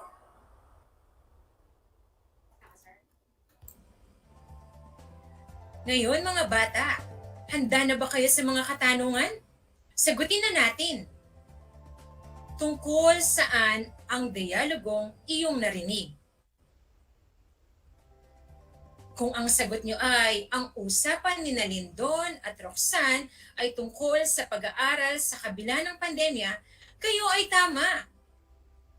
Sunod na tanong, paano nakapagpatuloy ang mga mag-aaral sa panahon ng pandemya? Kung ang sagot nyo ay nakapagpatuloy sa pag-aaral ang mga mag-aaral sa pamamagitan ng pakikinig sa radyo, panonood sa TV, at pagsagot sa module, tama na naman ang inyong sagot. Sunod na tanong, kailangan bang magpatuloy sa pag-aaral sa kabila ng anumang hadlang? Bakit? Kung ang sagot nyo ay opo, kailangan magpatuloy sa pag-aaral sa kabila ng pandemya upang patuloy na may matutunan ang mga bata kahit nasa loob lamang ng bahay, napakahusay! Ngayon, ibigay ang sariling wakas ng kwento ayon sa iyong saloobin o paniniwala. Tandaan ang tamang pagsulat ng mga pangungusap tulad ng tamang gamit ng malaking titik at bantas. Mga bata, maaaring iba-iba ang inyong sagot. Depende na sa inyo kung paano ninyo bibigyan ng wakas ang kwento na ngayon o na naayon pa rin sa takbo ng istorya. Ang pagbibigay ng wakas sa napanood. Kasing halaga sa pagsisimula ang pagwawakas ng kwento. May mga akdang walang wakas, isang estilo ng may akda upang iwan sa mambabasa ang pagbibigay ng wakas ng kwento.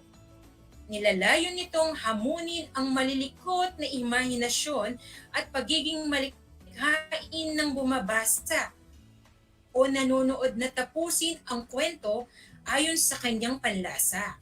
Nakakaramdam ng kasiyahan kung masaya, ang wakas at kalungkutan kung nagwawakas sa kabiguan. Tandaan sa pagbibigay ng wakas bilang pag-unawa sa pinanood, kung maingat mong susundan ang mga pangyayari, maaari kang makapagbigay ng isang palagay na maaaring kalabasan o wakas sa iyong pinanood bilang pag-unawa. Batay sa naganap na, maaari mong mahulaan ang kalalabasan o wakas ng pangyayari ayon sa sariling saloobin o paniniwala. Handa na ba kayo para sa ikatlong gawain? Magkwentuhan pa tayo. Makinig pa ng mabuti sa kwentong walang wakas. Narito ang panuto. Ibigay ang wakas ayon sa iyong saloobin o paniniwala tungkol sa iyong napanood. Isulat ang iyong sagot sa sagutang papel. Ang pamagat ng kwento ay Para sa Kinabukasan na sinulat ni Bernardita B. Mizon. Si Teo ay isang batang masayahin at palakaibigan. Noong nakaraang Pasko ay pinuntahan siya ng kanyang mga ninang sa kanilang bahay at binigyan siya ng kaunting halaga bilang regalo sa kanya at hinulog niya ito sa kanyang alkansya. Lagi niya itong ginagawa kapag may nagbibigay sa kanya, malaki man o konti ang halaga. Unang bilang, sino ang pangunahing tauhan ng ating kwento? Sa letrang A, Jose, B, Theo, C, Ben, D, Tim. Tama! Ang tamang sagot ay letrang B, si Theo. Ikalawang bilang, ayon sa iyong napanood sa larawan, ano ang iyong saloobin o paniniwala tungkol dito? Taglay niya ang katangian ng isang batang blank. A. Matapat. B. Matipid. C. Matulungin. D. Mapagmahal. Mahusay! Ang tamang sagot ay B. Matipid. Ikatlong bilang. Bakit kaya siya nag-iipon? Para siya ay blank. A. Wala lang. B. Magyayabang. C. Mapansin. D. May madudukot. Magaling! Ang tamang sagot ay D. May madudukot. Ika-4, At ikalimang bilang, kung makakapanood ka ng ganitong palabas sa telebisyon, paano kaya magwawakas ang pangyayari? Ano ang iyong saloobin tungkol dito? Tama! Si Teo ay maaaring makapagtapos ng kanyang pag-aaral dahil sa kanyang magandang katangian na pagiging matipid at masino. Laging tatandaan, sa pagbibigay ng wakas ng isang kwentong binasa o napanood, mahalagang maunawaan ang lahat ng mga detalye sa kwento. Naunawaan niyo ba ang ating aralin ngayong araw? Magaling! Ako'y lubos na nagagalak at inyong naintindihan ang ating aralin. Ngayon naman, magkakaroon kayo ng isang maikling pagsusulit upang malaman natin kung talagang lubos ninyong naintindihan ang ating aralin. Ihanda ang sagutang papel at panulat. Sa mga nanonood sa FB Live, maaari ninyong i-type ang inyong sagot sa comment box na makikita sa inyong screen. Basahin ko ng 2 beses ang bawat tanong, makinig kayong mabuti. Heto ang ating panuto. Piliin sa loob ng kahon ang angkop na wakas ng bawat maikling kwento. Isulat ang titik ng tamang sagot. Ulitin ko, titik lamang ang isusulat sa sagutang papel para sa angkop na wakas ng bawat kwento. Narito ang pagpipilian. Sa letrang A, lalo pa siyang huhusay sa pag-awit.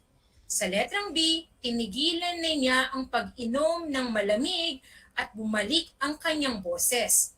Sa letrang C, natuwa sa kanya ang ama dahil sa angking galing niya sa paghahalaman. Sa letrang D, nakikilala siya at naituro niya ang kanyang mga natutunan. Sa letrang E, lalo pa siyang makikilala sa kanyang masarap na luto. Bibigyan ko kayo ng 5 segundo upang sagutin ang bawat bilang. Simulan na natin. Unang bilang, pinakamasarap ang longganisa at tosinong ginagawa ni Aling Betty. Ngayon na may panay ang eksperimento niya sa iba pang produktong karne. Ulitin ko, pinakamasarap ang longganisa at tosinong ginagawa ni Aling Betty. Ngayon na may panay ang eksperimento niya sa iba pang produktong karne. Ikalawa, maganda at malamyos ang tinig ni Beth. Tuwing umaga, nagsasanay siya ng tamang tiyempo at kumpas. Ulitin ko, maganda at malamyos ang tinig ni Beth. Tuwing umaga, nagsasanay siya ng tamang tiyempo at kumpas. Ikatlo, mang-aawit sa isang malaking hotel si Arman. Malimit, namamalat siya dahil inom siya ng malamig na tubig. Ulitin ko, mang-aawit sa isang malaking hotel si Arman. Malimit, namamalat siya dahil inom siya ng malamig na tubig. Ikaapat, kay husay ni Ellen sa computer. Ibinuhos niya ang kanyang atensyon sa pag-aaral ng makabagong kaalaman sa computer. Ulitin ko, kay husay ni Ellen sa computer, ibinuhos niya ang kanyang atensyon sa pag-aaral ng makabagong kaalaman sa computer. Ikalima at huling bilang, gumaganda at tumataba ang mga halamang naaalagaan ni Benny. Pumasok siyang hardinero sa isang mayamang pamilya. Ulitin ko, gumaganda at tumataba ang mga halamang naaalagaan ni Benny. Pumasok siyang hardinero sa isang mayamang pamilya. Mga bata, ngayon ay ating tingnan kung tama ang inyong mga kasagutan. Hawakan na ninyo ang inyong mga sagutang papel. Narito ang mga tamang sagot. Ang tamang sagot sa unang bilang ay titik E, kaya lalo pa siyang makikilala sa kanyang masarap na luto. Sa ikalawang bilang naman, ang tamang sagot ay titik A, Lalo pa siyang huhusay sa pag-awit. Sa ikatlong bilang naman, ang tamang sagot ay titik B. Kaya tinigilan na niya ang pag-inom ng malamig at bumalik ang kanyang boses. Sa ikaapat na bilang, ang tamang sagot ay titik D.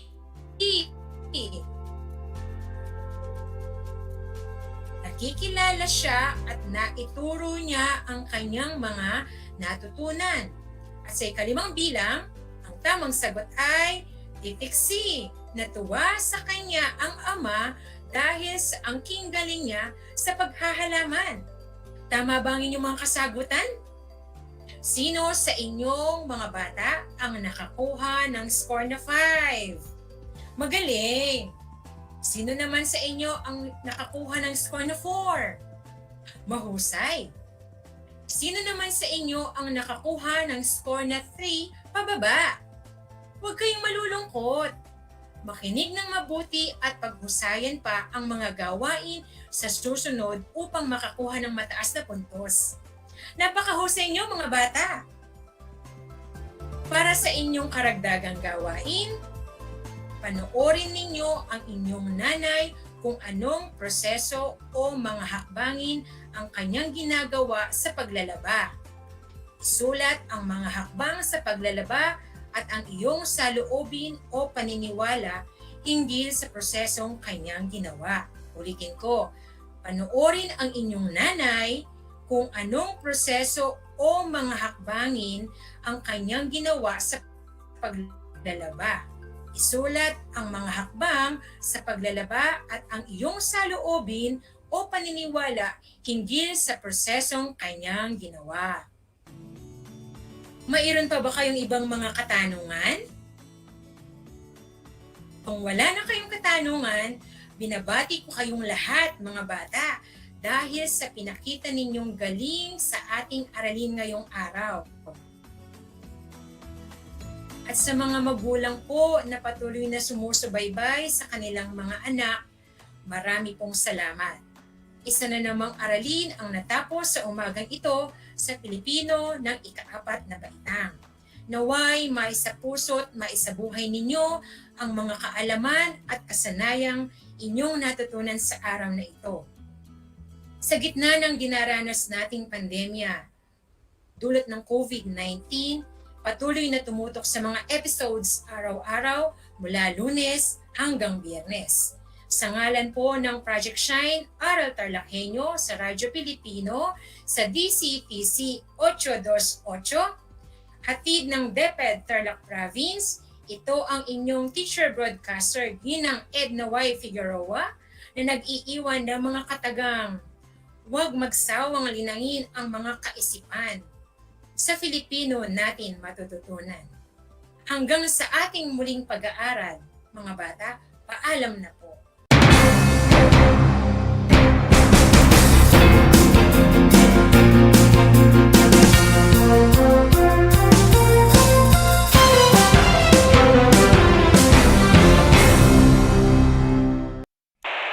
Bahagi mo Radyo Pilipino saan mang bahagi ng Pilipinas, saan mang bahagi ng mundo, anumang uri ng pamumuhay, kabahagi mo Radyo Pilipino. Radyo Pilipino sumasahimpapawid sa DWPR 1296 Dagupan, DZTC 828 Tarlac, DZLT 1188 Lucena, DZYM 1539 Mindoro, DWRL 1080 Legazpi, DWRN 657 Naga, DYRB 540 Cebu, DYRL 1035 Bacolod, DYRN 1134 Dumaguete, DXCO 1044 Cagayan de Oro, DXGS 765 General Santos, DXOC 1494 Ozamis, DXOW 981 Davao at Radio Filipino Podcast Center Manila. Ito ang kabahagi mo Radyo Pilipino, napapakinggan on air and online. live sa buong mundo sa pamamagitan ng www.radiopilipino.com. Radiopilipino.com. Impormasyong may kalidad at serbisyong may halaga. Kasama, katuwang, kapinoy, kabahagi mo. Radio Pilipino. Radio Pilipino.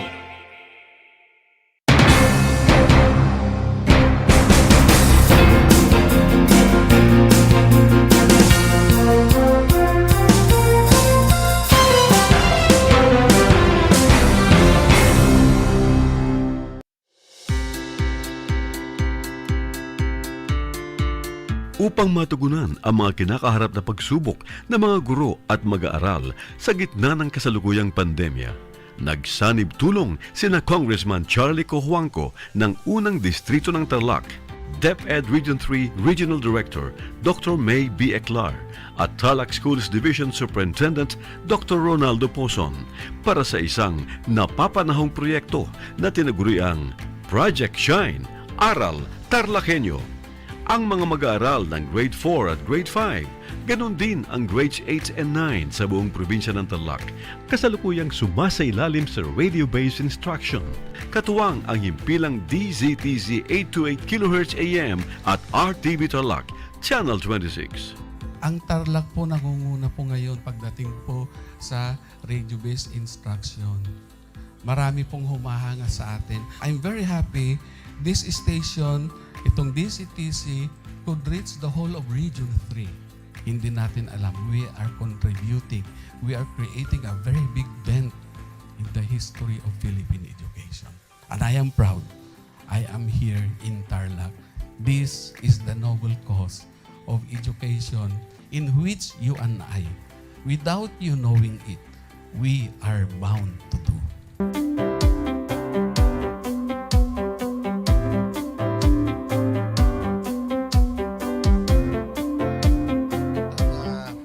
Project natin na Project Shine is a natural consequence dahil sa nangyari sa buong mundo. Let's continue to work together. I think it's very Filipino to practice bayanihan in anything or most of the things that we do. And this is a manifestation of that. No? We have private sector, we have DEPED, we have local government, all working together. And I hope the parents of some of these children, especially the parents that did not graduate from school or hindi nakapag-aral nung sila ay bata, sana naman gamitin na nila itong opportunity na mag-schooling na rin sila kasama ng mga anak nila para mag-bonding pati ang mga magulang sa mga bata. I look at this as doing God's work. Diba? So if you do God's work, it feels right. It's righteous. It's for good, not for evil. Good morning and happy learning, grade 4. Welcome to Aral TarlakHenyo here on RTV Tarlac, Channel 26. Simulcast over DZTZ 828. Radio Filipino Tarlac. I am Teacher Mercy Pacheco Bognot. This is Alistair Aidatu. I am Marie Josephine B. Andrade. I am Teacher Princess Marie M. Dueñas, and I will be your teacher broadcaster for today.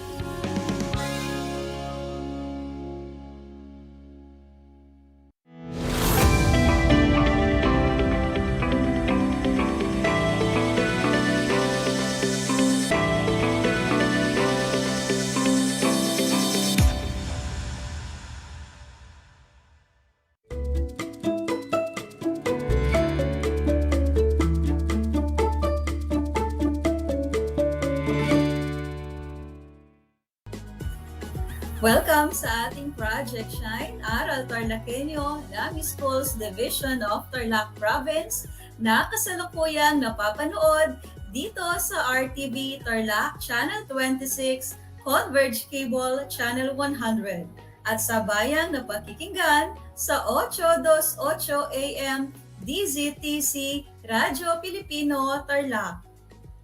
Magandang buhay, mabuting tao! Kumusta kayo, mga giliw kong tagapakinig? Ang aking pagbati at paghanga sa inyong pagpapahalaga sa edukasyon at pagpupursiging matapos ito ng nagtatagumpay sa kabila man ng hamon ng pandemya. Ako ang inyong guro sa edukasyon sa pagpapakatao sa ikalimang baitang, Ginang Giselle D. Guepo. Sumasahing papawid sa bayan ng Kapas, lalawigan ng Tarlac.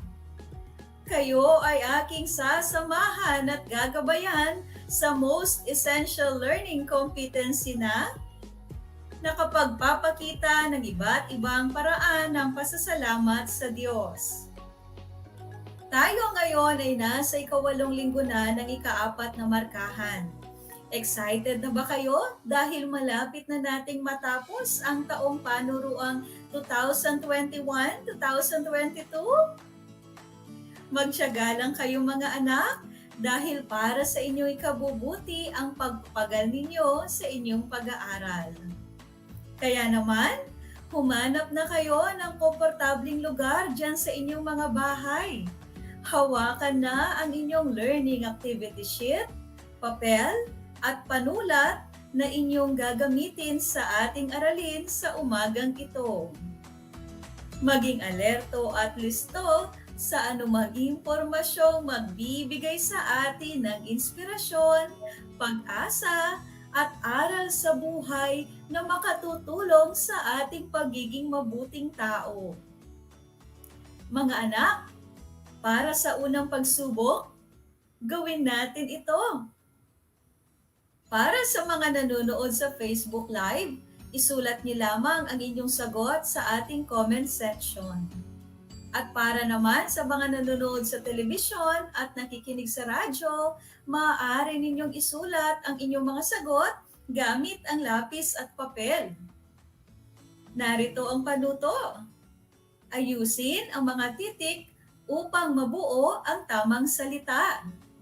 Ang mga salitang mabubuo ay tumutukoy sa mga biyayang ipinagkakaloob sa atin ng Diyos.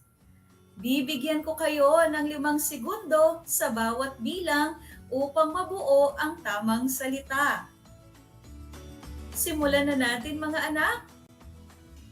Para sa unang bilang, ang mga titik na bumubuo rito ay A, M, P, I, Y, A, at L.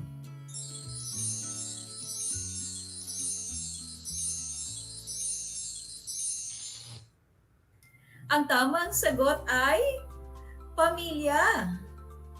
Ang pamilya ay isa sa mga regalo ng ating Panginoon sa bawat isa sa atin. Tayo ay mapalad sapagkat mayroon tayong pamilya na maaasahan sa lahat ng oras, sa kagipitan man at sa kasaganaan. Para sa ikalawang bilang, ang titik na bumubuo rito ay K, L, A, U, S, G, A, U, at N. Ang tamang sagot ay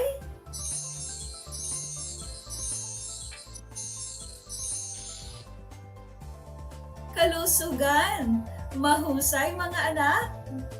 Pangatlong bilang, ang mga titik na bumubuo rito ay G, K, P, I, A, N, at A.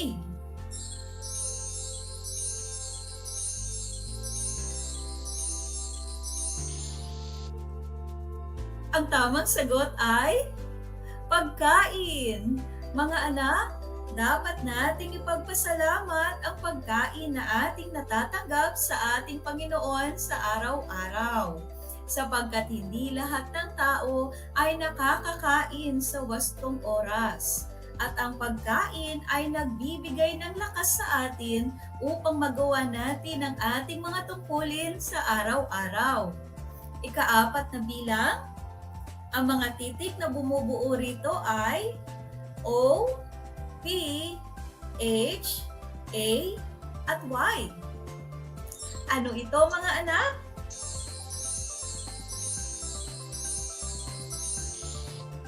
Ang tamang sagot para dito ay hayop. Mahusay mga bata. Ang mga hayop ay may buhay at sila rin ay tumutulong upang ang tao ay mabuhay dito sa mundo. Ikalimang bilang, ang mga salita na nakapaloob sa salitang ito ay N, G, A, K, R, U, N, U, A, at N.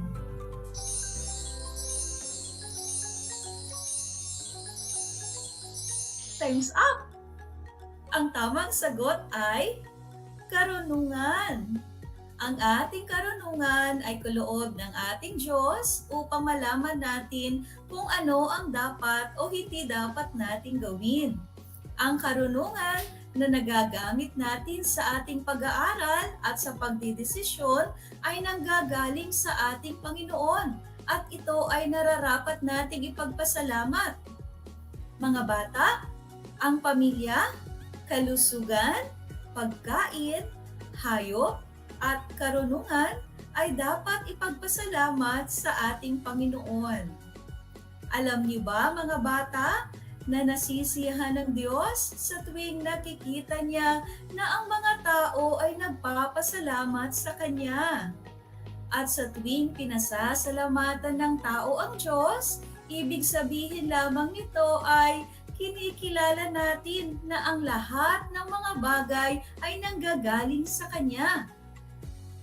Ngayon mga bata, kayo ay makakarinig ng isang kwento. Handa na ba kayong makinig sa kwentong aking ibabahagi sa inyo sa oras na ito? Kung gayon, simulan na natin. Ang kwento na aking babasahin sa inyo ay mababasa natin sa Biblia. Pero bago iyon, tayo muna ay magbabasa ng ilang mga salita at ibibigay ko ang kanilang mga kahulugan upang higit ninyong maunawaan ang ating kwento ngayong araw. Ang unang salita ay ketong. Mga bata, ano sa palagay ninyo ang kahulugan ng salitang ketong? Tama! Ito ay sakit sa balat na nakakahawa. Ang susunod na salita naman ay kahabagan. Mga bata, alam niyo ba ang ibig sabihin ng salitang kahabagan? Magaling! Ang ibig sabihin nito sa simpleng mga salita ay humihingi ng awa o habag. Pangatlong salita, saserdote. Ano naman kaya ang ibig sabihin ng salitang saserdote? Mga anak, sila ay mga pari. Pang-apat, nagpatira pa. Ano naman kaya ang ibig sabihin nito mga anak? Alam niyo ba na ang kahulugan nito ay nanikluhod? At ang panghuling salita ay kalwalhatian. Ano naman kaya ang kahulugan ng salitang ito, mga anak? Tama! Ang kalwalhatian ay karangalan. Mga anak, ngayon ay tiyak ako na handa na kayo sa ating kwento. Ang nais ko ay makinig kayo ng mabuti ha, dahil pagkatapos nito, ako ay magbibigay ng ilang mga katanungan. Ang ating kwento ay makikita sa aklat ng Lucas, Kabanatang 17, talatang 11 hanggang 19. Ito ay may pamagat na pinagaling ni Jesus ang 10 kitongin. Umahon si Jesus patungong Jerusalem. Nangyari na siya ay dumaan sa gitna ng Samaria at Galilea. Sa kanyang pagpasok sa isang nayon, sinalubong siya ng 10 lalaking may ketong. Ang mga ito ay nakatayo sa malayo. Nilakasan nila ang kanilang tinig at kanilang sinabi, "Guro, kahabagan mo kami." nakita sila ni Jesus. Sinabi niya sa kanila, "Humayo kayo at magpakita kayo sa mga saserdote." At nangyari, sa paghayo nila, sila ay nalinis. Nang makita ng isa sa kanila na siya ay gumaling, bumalik siya. Sa malakas na tinig, niluwalhati niya ang Diyos. Nagpatira pa siya at nagpapasalamat kay Jesus.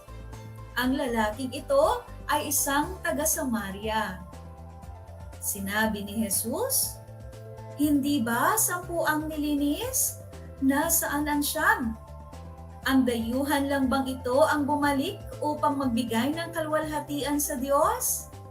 Sinabi niya sa kanya, "Bumangon ka at humayo. Pinagaling ka ng iyong pananampalataya." Ngayon mga anak, upang higit ninyong maunawaan ang ating kwento, ating panoorin ang video na ito. Mga anak, umupo ng maayos, manood, makinig, at unawaing mabuti ang ating kwento.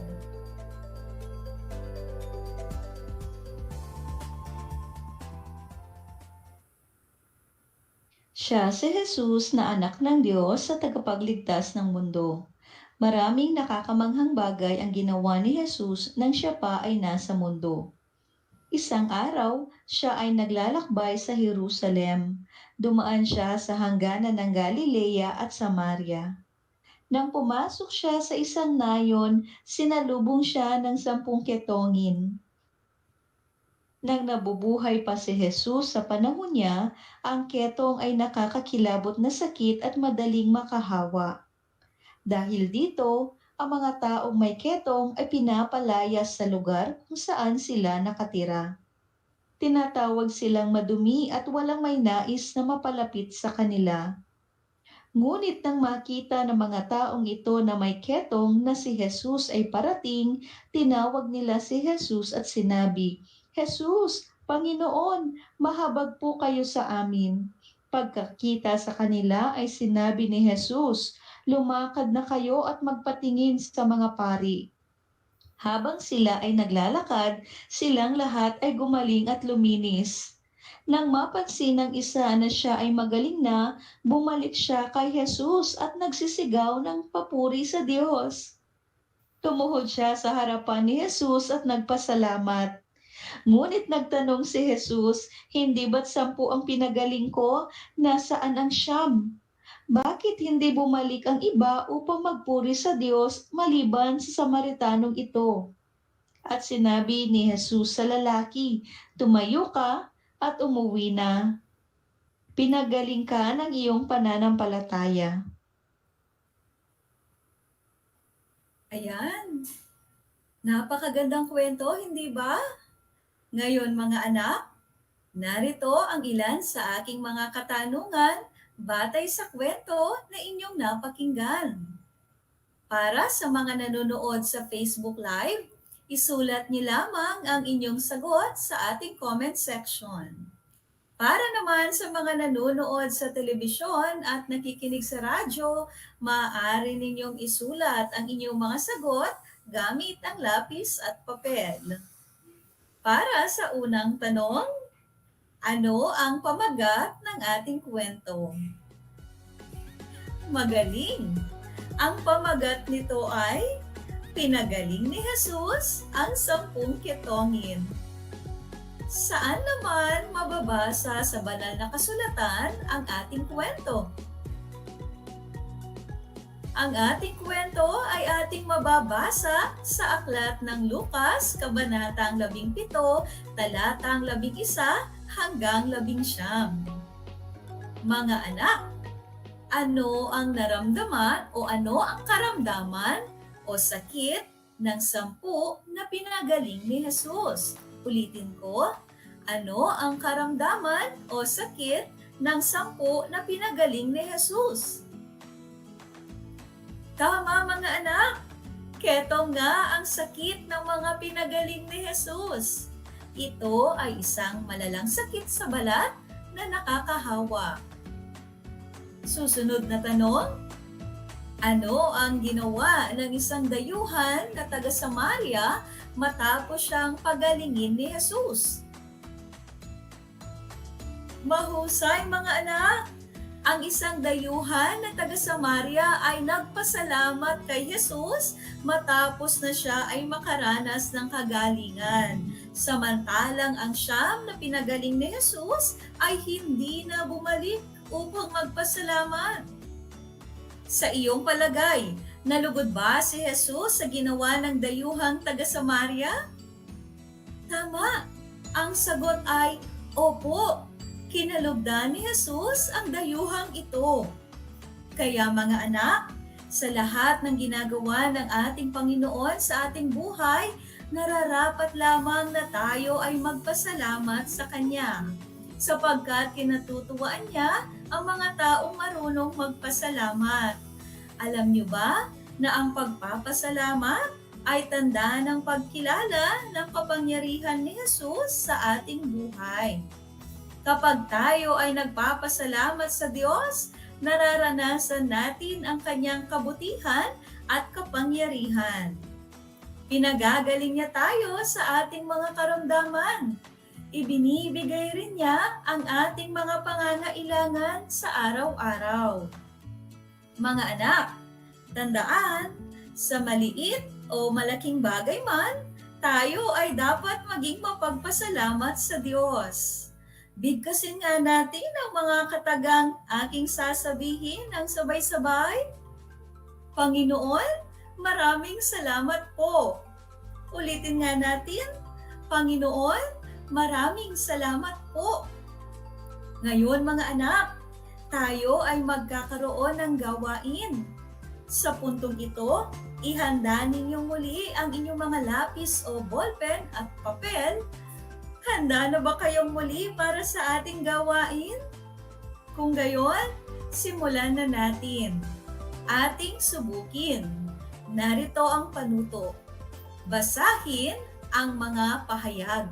Lagyan ng check ang mga pangungusap na nagpapakita ng pasasalamat sa Diyos at X kung hindi. Para sa unang pahayag, ipagpasalamat natin sa Diyos ang ating mga pamilya. Kung ang iyong sagot ay check, tama ka anak! Ikalawang pahayag, nasisiyahan ng Diyos sa taong mapagpasalamat sa Kanya. Check ba ang iyong sagot? Mahusay! Ikatlong pahayag, gumagaan ang pakiramdam sa kabila ng pagsubok dahil nagiging positibo ka sa pananaw sa buhay. Ang sagot ay, check! Napakagaling mo naman! Ikaapat na pahayag, ang pagpapasalamat ng hindi bukal sa puso ay magandang gawain. Ang sagot mo ba ay X? Kung X ang iyong sagot, ikaw ay tama anak. Ikalimang pahayag, ipagpasalamat sa Diyos maging ang mga maliliit na bagay na Kanyang ginagawa sa iyong buhay. Ang wastong sagot ay check. Nakuha mo bang lahat ang wastong sagot? Kung gayon, ikaw ay mabuting bata. Naniniwala ako na simula ngayon ay magiging bahagi na ng iyong buhay ang pagiging mapagpasalamat. Hindi lamang sa Diyos, kundi maging sa lahat ng tao sa iyong paligid. Mga anak, ating tandaan na ang pagiging mapagpasalamat ay dapat taglayin ng isang batang katulad mo. Ang Diyos ay nasisiyahan tuwing nakikita niya na ang tao ay nagpapasalamat sa Kanya. Ito rin ay tanda ng ating pagmamahal sa ating kapwa, higit lalo sa ating Diyos. Isang talakayan na naman ang malapit na nating matapos. Ako ay masayang-masaya sa ipinapakita ninyong aktibong pakikibahagi sa ating aralin ngayong araw. Higit sa lahat, ang inyong pagmamahal sa edukasyon. Ipagpatuloy ang kagandahang asal na ito, hakbang tungo sa katuparan ng inyong mga pangarap sa hinaharap. Sa puntong ito, tayo ay magkakaroon ng isa pang pagsusulit upang higit ninyong maunawaan ang ating aralin ngayong araw. Handa na ba kayo mga anak? Kung oo, narito ang panuto. Ating suriin. Babasahin ng guro ang bawat sitwasyon at sa iyong sagutang papel ay bubuhit ka ng masayang mukha kung wasto ang isinasaad ng bawat kalagayan. Malungkot na mukha naman kung hindi wasto ang sinasaad sa sitwasyon na babasahin. Para sa mga nanonood sa Facebook Live, pakitype lang ang inyong mga sagot sa ating comment section.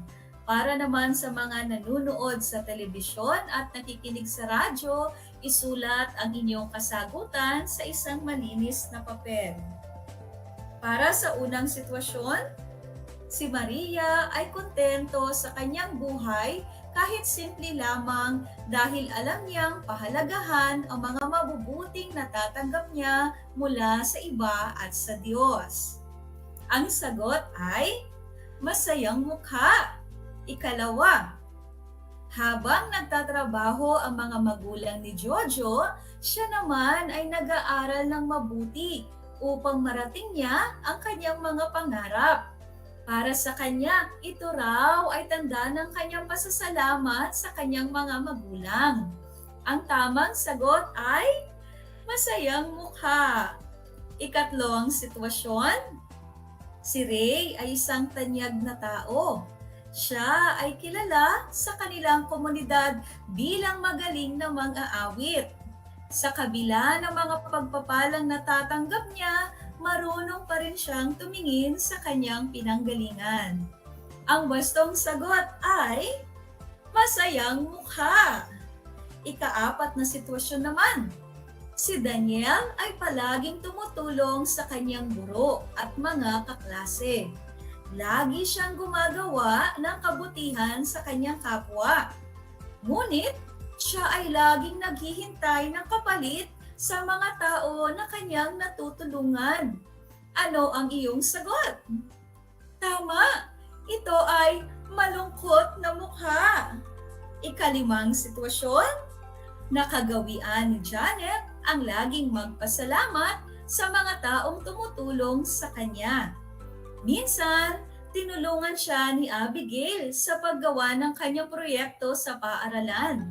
Si Janet ay nagpasalamat kahit hindi bukal sa kanyang kalooban. Ang tamang sagot ay malungkot na mukha. Mahusay mga anak! Binabati ko kayong lahat mga bata sapagkat natitiyak ko nakuha ninyong lahat ang tamang sagot sa ating pagsusulit.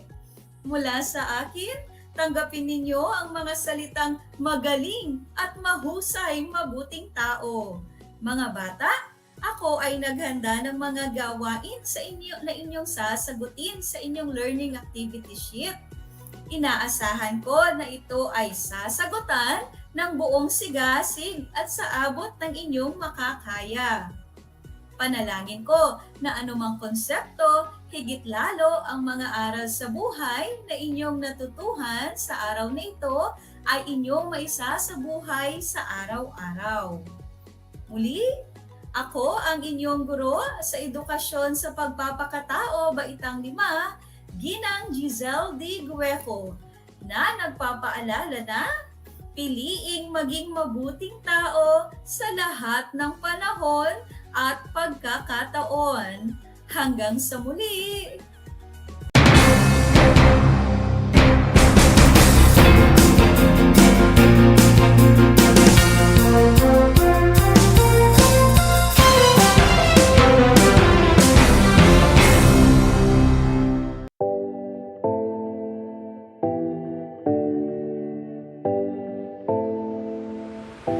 Alam niyo ba na ang 2014 Philippine Basketball Marathon ay ang pinakamahabang basketball match ayon sa Guinness World of Records?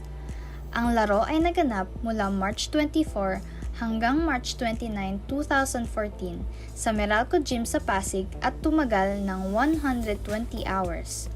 Ang marathon na ito ay isang fundraising event para sa mga biktima ng bagyong Yolanda. Alam nyo na, yan ang longest basketball match.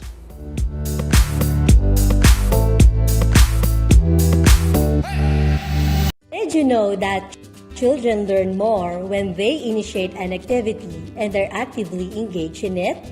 This is your science teacher broadcaster, Princess Diana L. Ronquillo for Aral TarlakHenyo. Let's learn science together on Aral TarlakHenyo.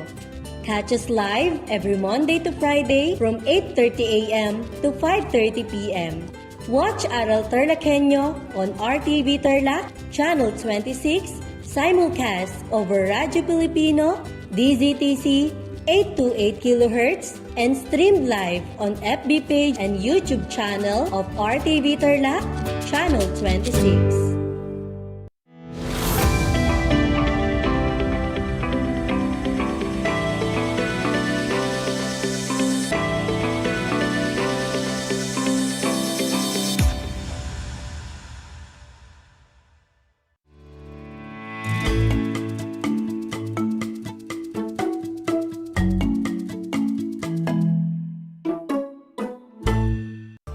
Good morning, science kids! Welcome to Aral TarlakHenyo here on RTV Tarlac, Channel 26. Simulcast over DZTZ 828 Radio Filipino, Tarlac. Broadcasting live here at Capas Tarlac. This is Sir Bernard Pilacio, your teacher broadcaster for Science Grade 5. How are you, science kids? I am happy that we are sharing this moment to explore the fun and exciting world of science. This is the perfect time for you to prepare the following. Make sure that you have your pen, paper, and your module in Science 5, Quarter 4, Module 4, which has the title, Phases of the Moon and its Characteristics. Again, the title is Phases of the Moon and its Characteristics. Then open it on page 3, Lesson 1, Different Phases of the Moon and its Characteristics. Again, open it on page 3, Lesson 1, Different Phases of the Moon and its Characteristics. Are you ready to gain new learnings? That's awesome! But before we proceed, do you still remember our lesson last Wednesday? Amazing! In the last meeting, you learned about weather disturbances. For me to strengthen your learnings, let us have our first activity entitled Agree or Disagree. For your directions, draw a like sign if the statement shows precautionary safety measures in times of typhoons and draw an unlike sign if not.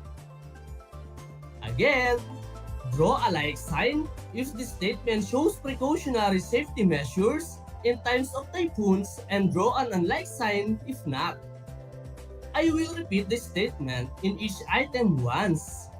You have only 3 seconds to answer every item. And for those watching via FB Live, hello kids! You may type your answer in the chat box. Again, for those watching via FB Live, you may type your answer in the chat box. Are you ready? Alright, for your question number 1, boil your drinking water even after the typhoon. Again, boil your drinking water even after the typhoon. What is your answer? Your timer starts now. The time's up. The correct answer is like sign. Boil your drinking water even after the typhoon. For those who got the correct answer, good job, kids! Number 2, check the electrical appliances right after the flood has subsided. Again, check the electrical appliances right after the flood has subsided. Is it a like sign or unlike sign for that? Your timer starts now. Time has passed. The correct answer is like sign. It is necessary to check the electrical appliances right after the flood has subsided. If your answer is like sign, you are amazing, kids. Number 3, go on a panic buying spree of grocery items so you will have enough food stock at home. Again, go on a panic buying spree of grocery items so you will have enough food stock at home. Your time begins now. The time is up. The correct answer is unlike sign. Do not go on a panic buying spree of grocery items so you will have enough food stock at home. For those who got the correct answer, very good! Let's proceed to number 4. Check on your family members who are staying in affected areas. Determine if they need help or rescue. Again, check on your family members who are staying in affected areas. Determine if they need help or rescue. Your timer starts now. The time's up. The correct answer is like sign. Check on your family members who are staying in affected areas and determine if they need help or rescue. For those who got the correct answer, good job, kids! And for your question number 5, when there is typhoon, stay outdoors and proceed with your travel plans. Again, when there is a typhoon, stay outdoors and proceed with your travel plans. Your timer starts now. Time has passed. The correct answer is unlike sign. When there is a typhoon, do not stay outdoors and don't proceed with your travel plans. And for those who got the correct answer, you are amazing, kids! Alright, I hope that you got a high or perfect score. Science kids, I assure you today episodes will be more exciting. For our second activity, get one whole sheet of paper or notebook. Draw the moon that you saw recently. I will give you 1 minute to do it, and your time starts now.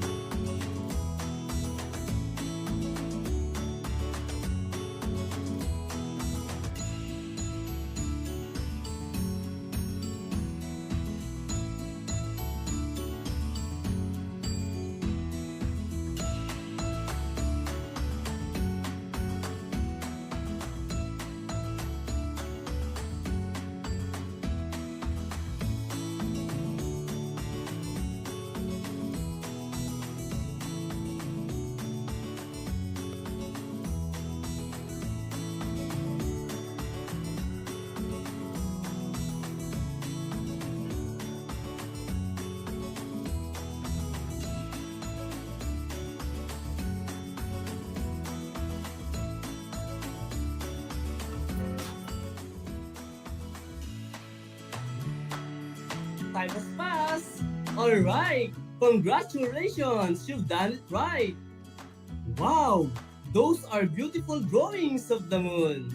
Did you know that the appearance of the moon changes from time to time? And have you wondered why? Alright, our topic for today is all about Phases of the moon. Today, we are going to explore the beauty of the night sky. Based on the picture that you can see in the screen, what do you see in the night sky, children? Correct! There are stars and there is a moon. So what activities do you do when the night sky is bright? You are playing outside when the moon shines bright at night. But does the moon look the same every time you look at it? No, the moon looks different every time you look at it. But before we start our lesson, I would like you to think to this question. What are the different phases of the moon? For today's lesson, we will be discussing the first 4 of the 8 phases of the moon. Are you ready, science kids? Great! Let's first talk about the moon. A moon is a massive, heavy rock ball that orbits a planet. The Earth has only one moon, while Mars has 2, and Jupiter has a whopping 67. The moon doesn't have its own light source. It absorbs the light of the sun and reflects it to us. The moon revolves around the Earth in a fixed orbit. The Earth and the moon are 384,400 kilometers apart. When it orbits around the Earth, the moon rotates from west to east. The shape of the moon appears to change as it rotates and orbits around the Earth. The various shapes of the moon are referred to as phases or phases of the moon. And for the first phase of the moon, we have the new moon. When the moon is between the Earth and the sun, we cannot see the moon at all. This is because the side of the moon facing the Earth does not get sunlight. The sun shines on the Earth or on the side of the moon which is away from the Earth, and this is called the new moon. Let's proceed in the next phase. We could see a tiny edge of the moonlight 1 or 2 days after a new moon. The moon appears to be growing, and it is in the midst of waxing phase, wherein the moon started to take a semicircular shape. That the phase is called the waxing crescent. As the moon is gaining light, we use the term waxing. About a week after the new moon, we can see half of the moon's illuminated side. This phase is called first quarter moon. It is a primary moon that occurs during the 3rd phase of the moon cycle. It is also called to us half moon because half of the moon is illuminated by the sun. The first quarter moon meaning is derived from its point in the lunar cycle, which is the first quarter point. And for the 4th phase of the phases of the moon, 2 or 3 days after the first quarter, more than half of the moon is visible. This phase is called the waxing gibbous. The moon or the waxing gibbous phase is between the half moon and a full moon. Waxing means it is getting bigger. Again, waxing means it is getting bigger. Alright, is it everything clear? That's awesome! Now, my dear science kids, to measure your learnings, let us have a short quiz. I would like you to get a paper, and this is what are you going to do. For your directions, choose and write the correct letter of the correct answer on your paper. Again, choose and write the correct letter of the correct answer on your paper. I will repeat the question and options of every item once. You have only 5 seconds to answer every item. And for those watching via FB Live, you may type your answer in the chat box. Again, for those watching via FB Live, You may type your answer in the chat box. Are you ready? Alright, let's have number 1. What causes the shape of the moon to change? Letter A, the shape of the moon changes as it orbits the Earth. Letter B, some of its parts break when the moon reflects lights from the sun. Letter C, only the lighted part of the moon is visible when the Earth moves. And letter D, all of the above. Again, what causes the shape of the moon to change? Letter A, the shape of the moon changes as it orbits the Earth. Letter B, some of its parts break when the moon reflects lights from the sun. Letter C, only the lighted part of the moon is visible when the Earth moves. And letter D, all of the above. Your timer starts now.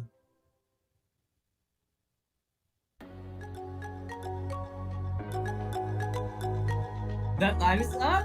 Let's head number 2. What do you call the change in the appearance of the moon? Letter A, illuminated moon. Letter B, phases of the moon. Letter C, shapes of the moon. Letter D, structures of the moon.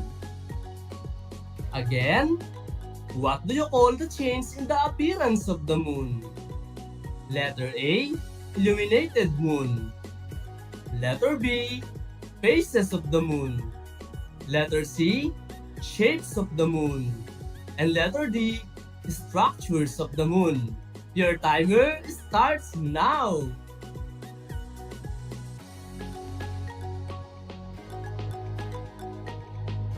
The time is up. Let's have number 3.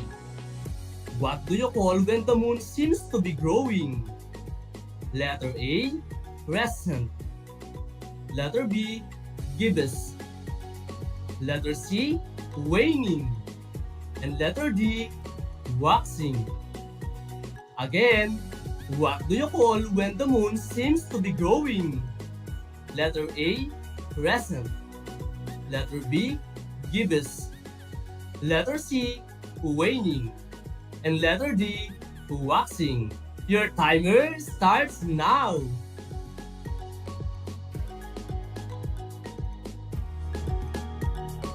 The time is up. Number 4. The Earth is between the sun and the moon. What phase of the moon will occur when this happens? Letter A, new moon. Letter B, first quarter. Letter C, full moon. Letter D, last quarter. Again, the Earth is between the sun and the moon. What phase of the moon will occur when this happens? Letter A, new moon. Letter B, first quarter. Letter C, full moon. And letter D, last quarter. Your timer starts now.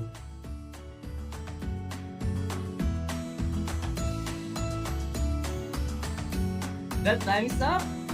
Let's head number 5. In which phase does the moon appear dark? Letter A, first quarter. Letter B, full moon. Letter C, last quarter. And letter D, new moon. Again, in which phase does the moon appear dark? Letter A, first quarter. Letter B, full moon. Letter C, last quarter. And letter D, new moon. Your timer starts now.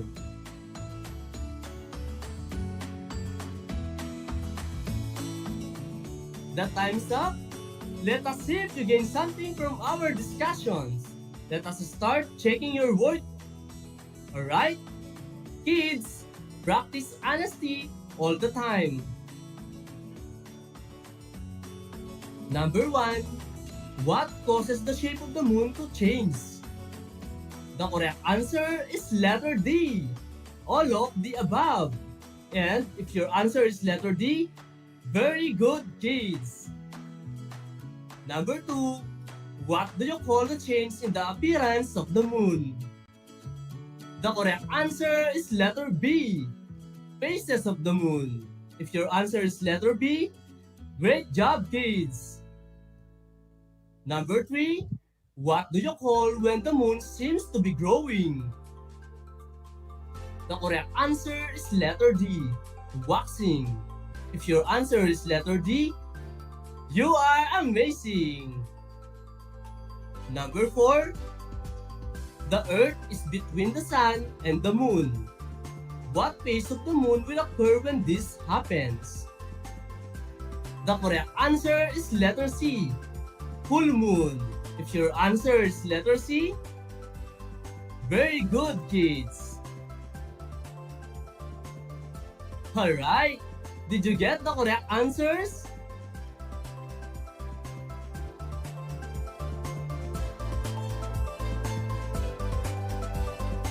With that, you deserve a thumbs up.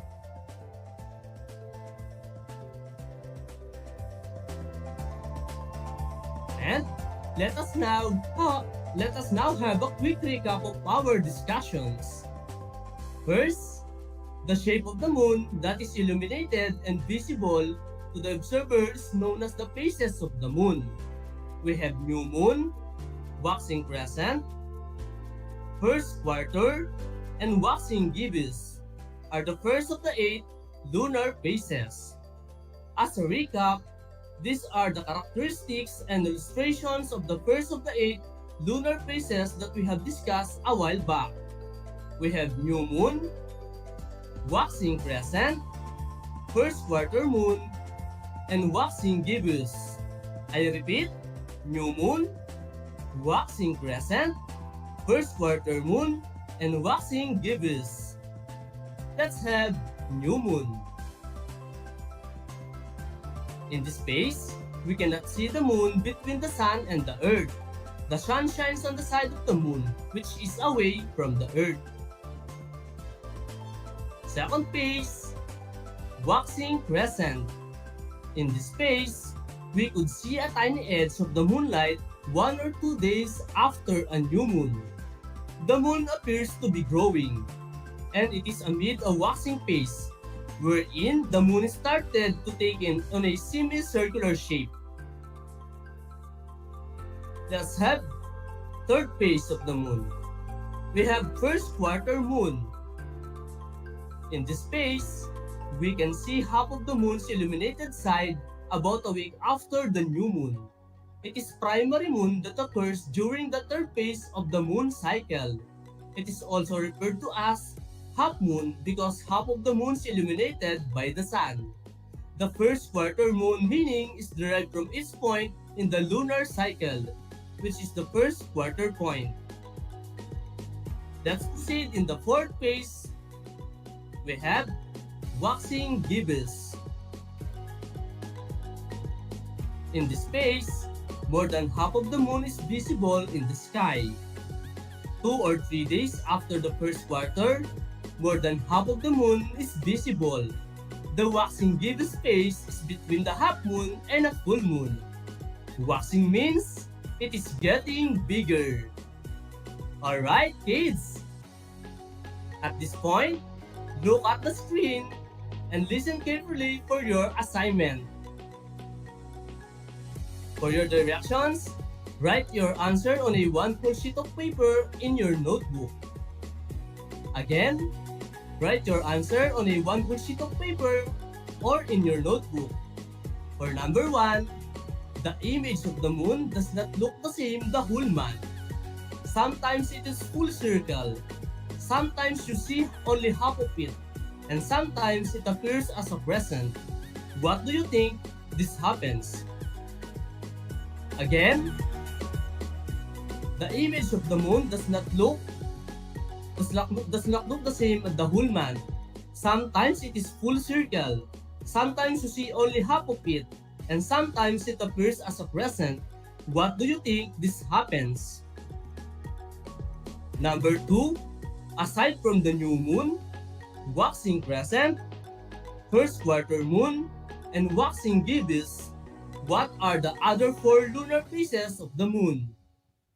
Again, aside from the new moon, waxing crescent, first quarter moon, and waxing gibbous, what are the other four lunar phases of the moon?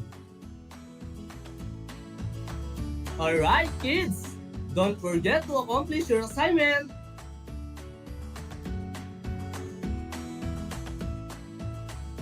I hope you learned a lot today.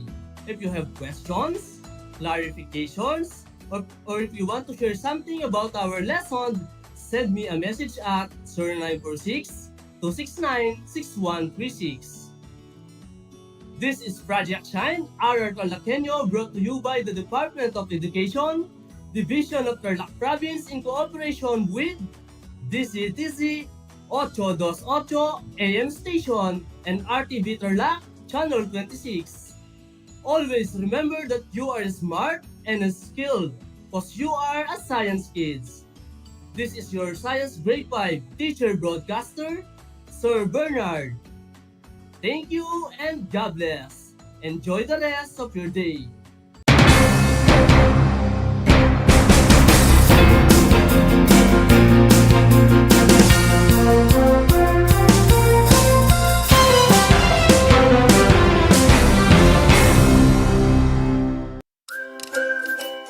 Alam niyo ba na ang Great Barrier Reef ay ang pinakamalaking living structure on Earth?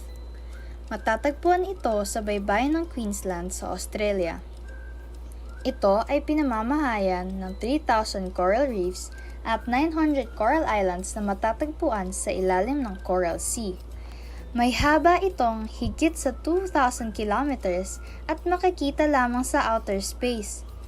Ngunit, dahil sa fragile coral colony nito, unti-unti na itong nasisira sa paglipas ng panahon at dulot na rin ng climate change, polusyon at man-made disasters. Alam nyo na, yan ang Great Barrier Reef. Multiply 1089 by 9, you will get an answer, the exact reverse, which is 9,801. My name is JRP Duldulao, your teacher broadcaster on Aral TarlakHenyo. For more math trivia and answers to your math questions, catch Aral TarlakHenyo every Monday to Friday from 8:30 a.m. to 5:30 p.m. Learning math is so much fun!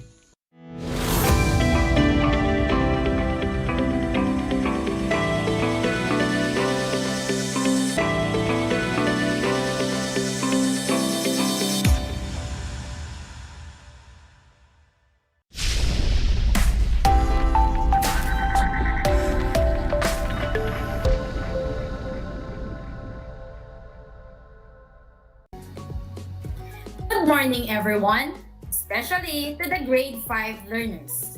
Welcome to Aral TarlakHenyo here on RTV Tarlac, Channel 26, and Channel 100 via Converge cable. This is simulcast over DZTC 828 Radyo Pilipino Tarlac. I am teacher Annie D. Makapulay, your teacher broadcaster for Mathematics Grade 5, broadcasting live from Concepcion, Tarlac. Join me for the next 25 minutes of our exciting and fun learning discussion today. Before we begin, make sure that you are in a comfortable and distraction-free environment so that you'll be more focused as you listen. Our topic for today is organizing data in tabular form and presenting them in a line graph. So please, turn your book in 21st Century Math List 5 on page 328. And please prepare your notebook and your pen for noting details.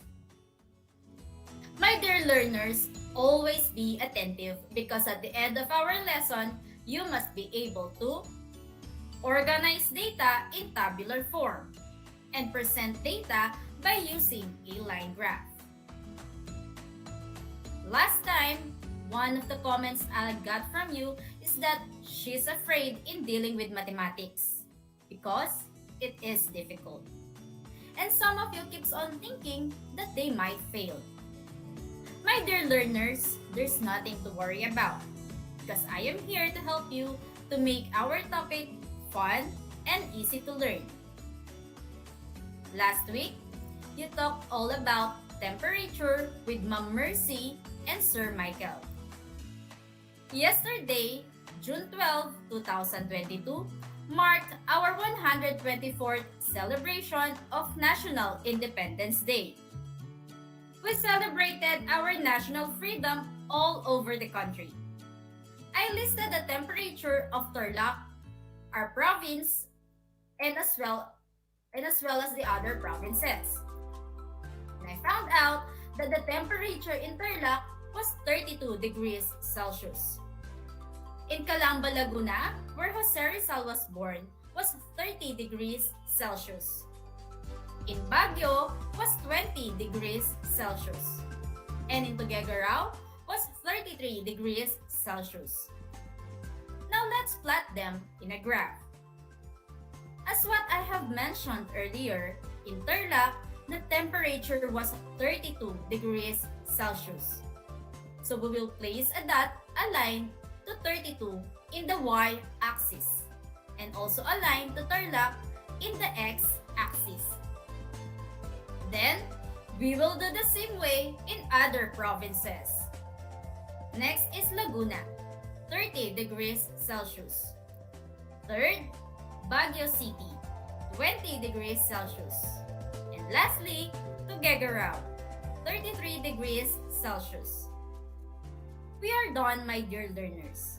The question is, based on our graph, which of these four provinces had the hottest temperature? Based on our graph, the highest dot is Tuguegarao, which means it has the highest temperature. Therefore, the hottest province among the four is Tuguegarao.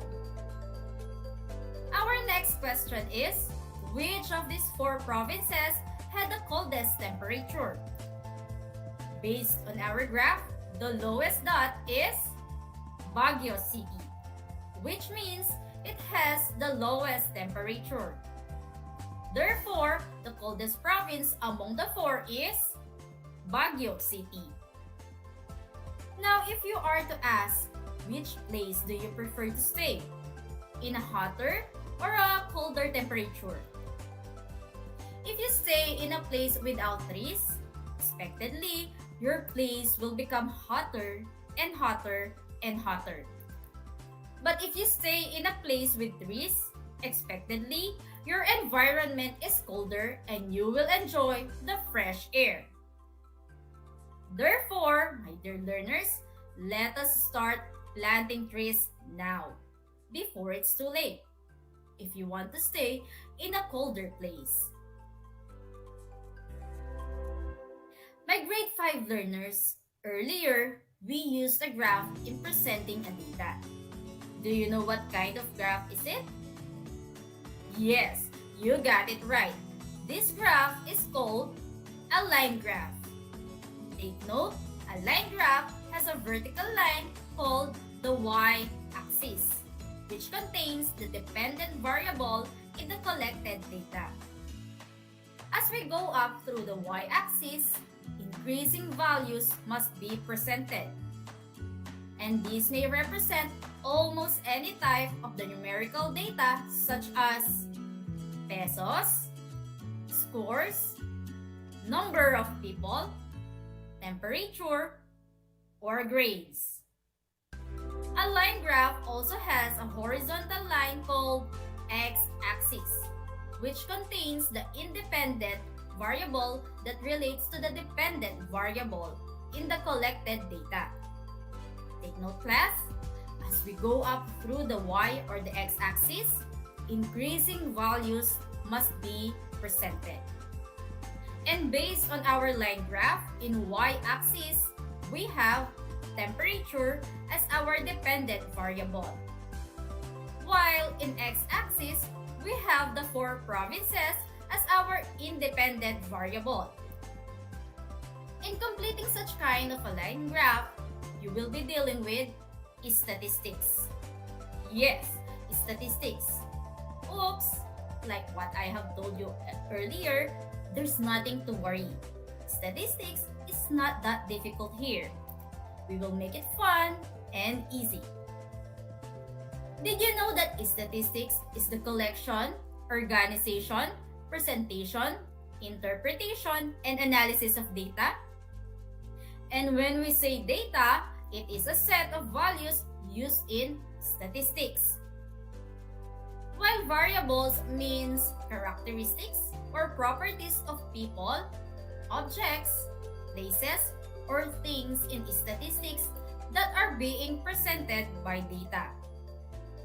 Remember that in your data collection, it can be done in a lot of ways such as questionnaires and surveys, interviews, observation, and through document and records. And since we are still in pandemic, you can perform these ways through online. And earlier, in an example of statistics entitled Temperature of the 4 Provinces.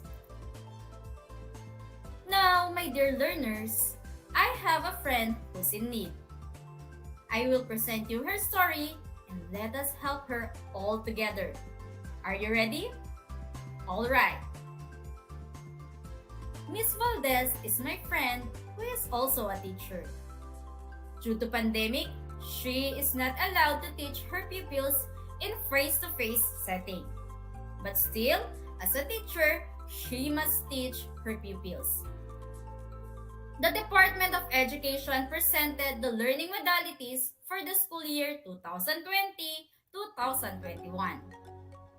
Ms. Valdez listed the different learning modalities and created a questionnaire that she distributed to her 15 pupils in grade 5 and conducted a survey. Based on the survey she conducted to 15 pupils, here are the data collected and we will start in organizing them in tabular form. Blended learning, modular, online learning, face-to-face, television-based instruction, radio-based instruction, online learning, modular, blended learning, face-to-face, and modular. Based on the data, it is hard to tell which of these modalities are favored the most and the least. It is best to represent by sorting and organizing the data for us to easily interpret. I highlighted the data using different colors according to the modality that will serve as your guide in tallying the data collected. Later, as we go through the lesson, we will see if you got it right. You have 15 seconds to count the number of each modality. Your 15 seconds start now.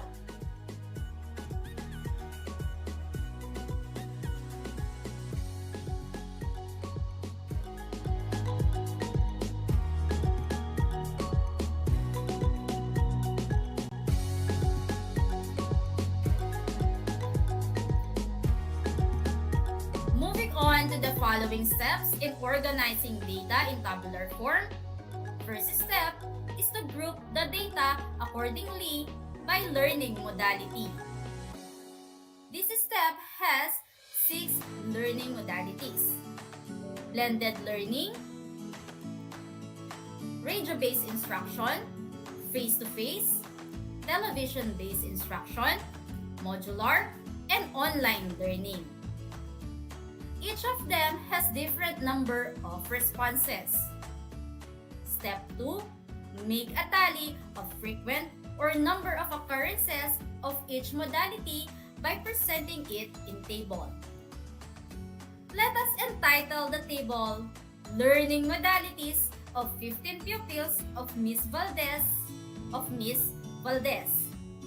Let us create 3 columns.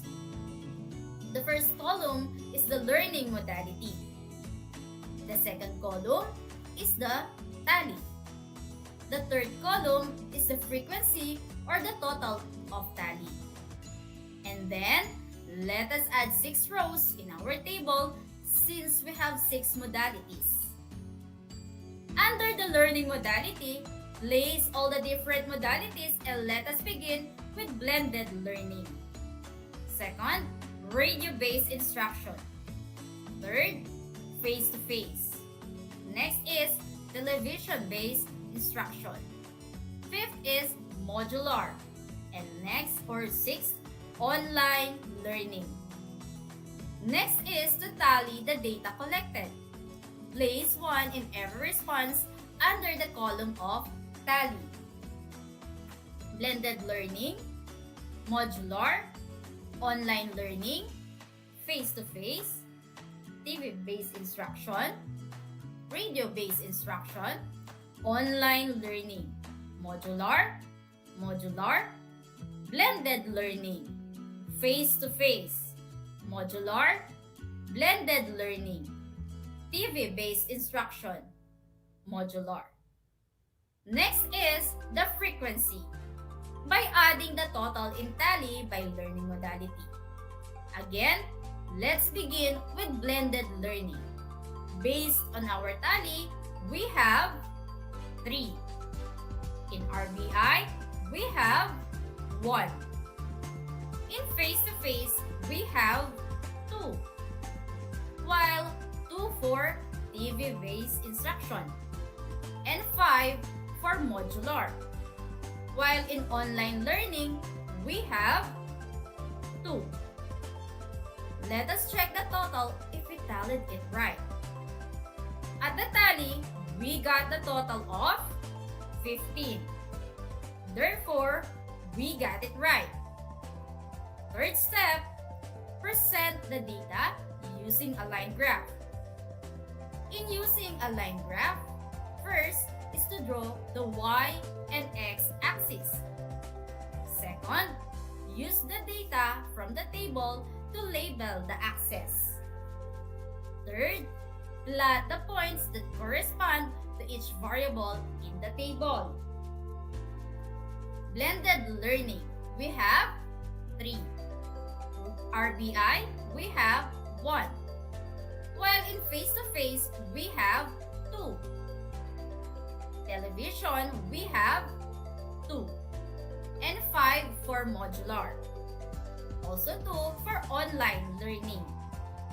Fourth step is to connect the points with the line segment.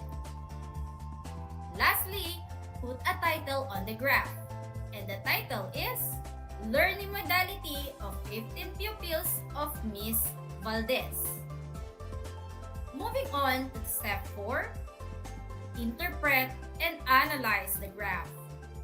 Based on the line graph, the most preferred learning modality is modular, and the least preferred modality is RBI or radio-based instruction. It is evident that majority of the pupils, 5 out of 15, chose modular instruction as their learning modality, and only 1 pupil wants radio-based instruction. The data is now organized and presented in a graph. Ms. Valdez and the school administration can decide already what learning modality to be used and the other ways of reaching out her pupils. Are we good, my dear learners? That's great. Now, it is our activity time. Make sure that you have your pen and paper with you. I will read the questions and then you will identify the correct answer. You have 5 seconds to answer each question. 1 correct answer is equivalent to 1 point. You may type your answer on the comment section of our Facebook live streaming. Or you may write your answer in your paper if you are listening over the radio. Are you ready, Sir Marlon J. Pexon? How about your Grazelda Santos? Are you ready? I think David Jacob Akol is now ready. I have here a data in tabular form. This is going to be your basis in answering the questions. Our data is all about Ellie's daily expenses in school. In our first column, we have the day from Monday to Friday. While in the second column, we have the expenses of Ellie in peso. On Monday, Ellie spent 25 pesos. On Tuesday, he spent 30 pesos. On Wednesday, he spent 10 pesos. On Thursday, he spent 60 pesos. And on Friday, he spent 35 pesos. Here is our first question. What is the correct formation of the axis in making the line graph of the given data? A. The x-axis is in the horizontal line and the y-axis is in the vertical line. While B. The y-axis is in the horizontal line and the x-axis is in the vertical line. Your 5 seconds start now.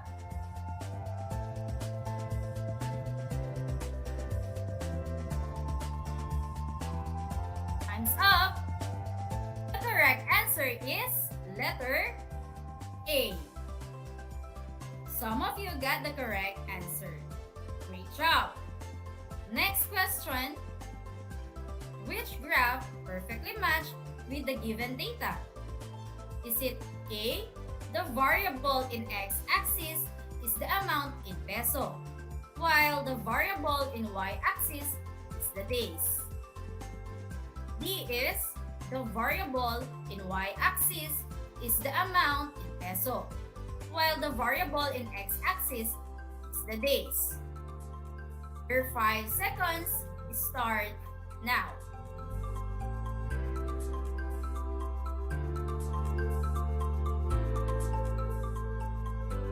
Time's up. The correct answer is letter A. Grisel Basco got the correct answer. Sir Jasper Ian Lampa also got the correct answer. And Grazelda Obor Santos also got the correct answer. Great job, kids! Next question is, based on our graph, on what day does Ellie spend the highest amount? Is it A, Wednesday, B, Thursday? Your 5 seconds start now.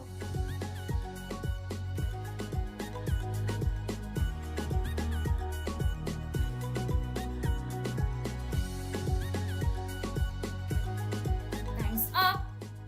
The correct answer is letter B. I see some of you got the correct answer. Very good. Next is question number 4. Based on our graph, on what day does Ellie spend the lowest amount? Is it A, Wednesday, or B, Thursday? Your 5 seconds start now.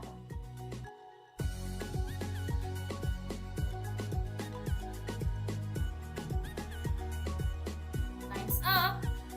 The correct answer is letter A, Wednesday.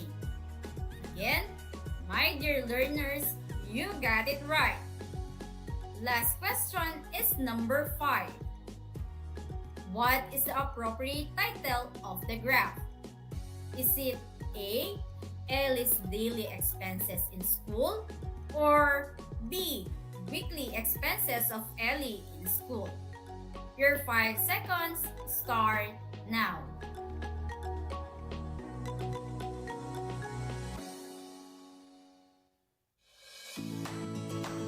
Time's up. The correct answer is letter A. Great job, my dear learners. You got the correct answer again. I appreciate your participation for today's lesson. But if something's still bothering you about our lesson, feel free to ask on the comment section. Now let's have a recap. Always remember that statistics is the collection, organization, presentation, interpretation, and analysis of data. And when we say data, it is a set of values used in statistics. Again, when we say data, it is a set of values used in statistics. While variables means characteristics or properties of people, objects, places, or things in statistics that are being represented by data. Remember that in your data collection, it can be done in a lot of ways, such as questionnaires, surveys, interviews, observation, or through document and records. Again, you can have your data collection by questionnaires, surveys, interviews, observation, or document and records. And don't forget also the things about line graph. Take note class, a line graph has a vertical line called the y-axis, which contains the first variable in the collection of data. A line graph also has a horizontal line called x-axis, which contains the second variable that relates to the first variable in the collection of data. As part of your practice and assignment as well, answer the remaining drills on your learning activity sheet in Mathematics 5 for the 6th week of 4th quarter. Write your answers on your paper, which are to be submitted by your parents to your teachers on the retrieval day. To our dear parents, please provide assistance to your children in accomplishing the additional activities found in their learning activity sheets for the 4th quarter, week 6. Your guidance makes a big difference on how well your child can accomplish the task. Congratulations, kids! That's all for today. I hope you learned a lot today. We will have more of this topic on Wednesday, June 15, same time at 11:30 to 11:55 a.m. Once again, I am Teacher Annie D. Makapulay, your teacher broadcaster for Mathematics Grade 5. Tumutok at sabay-sabay tayong math tuto. Until next time!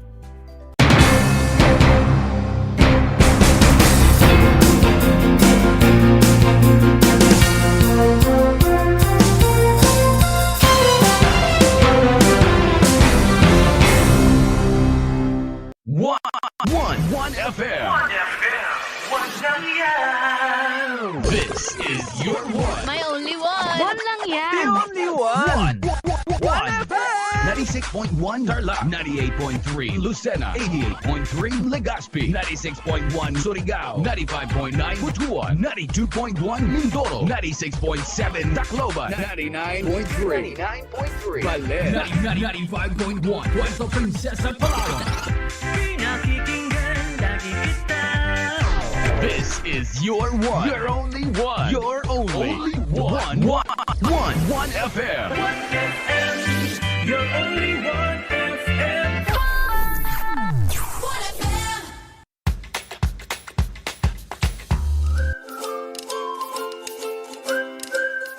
Alam niyo ba na ang jeep ay ang pinakasikat na uri ng transportasyon sa Pilipinas? May nagsasabi na ang pangalang jeep ay hango sa salitang jeepy na ang ibig sabihin ay general purpose or government purpose na naglalarawan ng military jeep na ginamit noong World War II. Pagkatapos ng digmaan, iniwan na ng mga sundalong Amerikano ang libu-libong jeep sa kalsada ng Maynila. Ang matibay at makulay na jeepney nga raw ay truly mestizo dahil sa half local at half foreign na katangian nito. Alam nyo na, yan ang jeepney.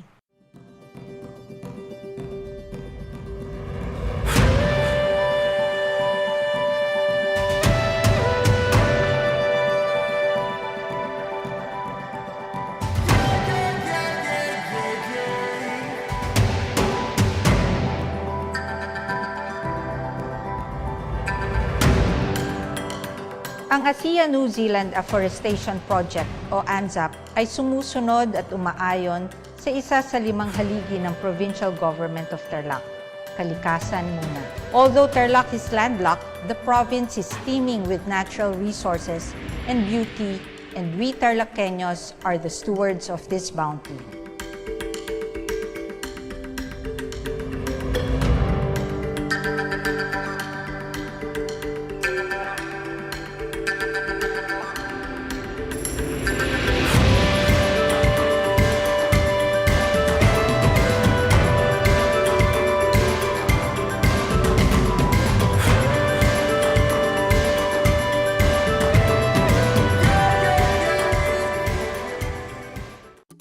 Kumusta mga giliw kong tagapakinig? Nagbabalik ang inyong paaralang panghimpapawid, Aral TarlakHenyo, sa RTV Tarlac, Channel 26, at sa bayang naririnig sa DZTC 828, Radyo Pilipino Tarlac. Tayo rin ay napapanood sa FB Live ng RTV Tarlac Channel 26. Sumasahimpapawid mula sa bayan ng Pura Tarlac, mula sa bayan ng San Clemente, mula rito sa Borok Elementary School, Pura Tarlac, sa bayan ng Kapas Tarlac. ako, ang inyong guro,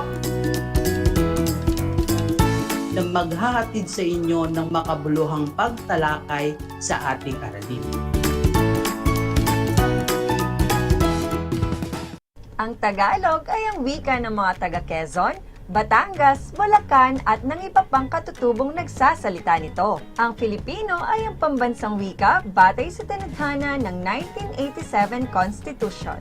Tara na at matuto ng salitang Filipino. Manood at makinig ng Aral TarlakHenyo sa RTV Tarlac, Channel 26 at sa bayang naririnig sa Radyo Pilipino, DZTZ 828 at napapanood din live sa FB page at YouTube channel ng RTV Tarlac, Channel 26. Manood at matuto ng ating mga aralin sa Filipino. Dito lang yan sa Aral TarlakHenyo. Ako si Ma'am Crystal May Aquino, ang inyong teacher broadcaster sa Filipino.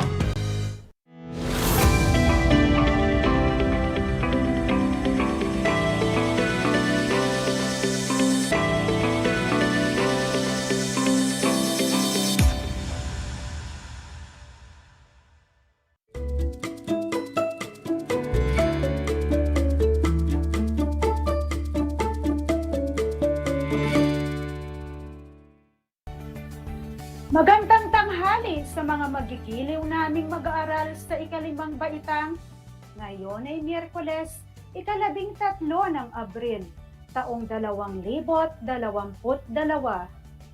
Halina at matuto sa ating Project Shine, Aral TarlakHenyo, mula sa RTV Tarlac Channel 26 at sa sabayang naririnig sa DZTC 828 Radyo Pilipino Tarlac at mapapanood din ito sa Facebook Live ng RTV Channel 26.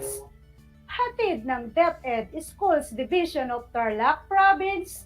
Kaway-kaway, ako ang inyong teacher broadcaster, Ginang Pamela S. Marstella ng Banaba Elementary School, Bamban West District, na maghahatid sa inyo ng bago at makabuluhang kaalaman sa Pilipino ng ikalimang baitang. Marapat lang na ating tandaan sa araw na ito ang 3 M. Makinig, makisama, at matuto kasama ang inyong guro. Bago natin simulan ang ating talakayan, inaasahan ko na kayo ay nasa maaliwalas na lugar at maayos na napapanood at naririnig ang ating broadcast. Pakihanda ang inyong mga learning activity sheets, papel at ballpen para masundan ninyo ang ating talakayan ngayong araw. Kung meron kayong mga katanungan at nais bigyan ng linaw, maaari ninyong gamitin ang ating chat box na makikita sa inyong screen sa ating Facebook live stream. Handa na ba kayong makinig at matuto mga bata? Ayos! Ako'y natutuwa at kayo'y handang-handa na. At dahil dyan, atin nang simulan ang ating bagong aralin. Halina at atin itong tuklasin. Ang ating tatalakayin sa tanghaling ito ay ang tungkol sa nasasabi, ang simuno at panaguri sa pangungusap. Pagkatapos mapakinggan ang episode na ito, kayo ay inaasahang masasabi ang simuno at panaguri sa pangungusap.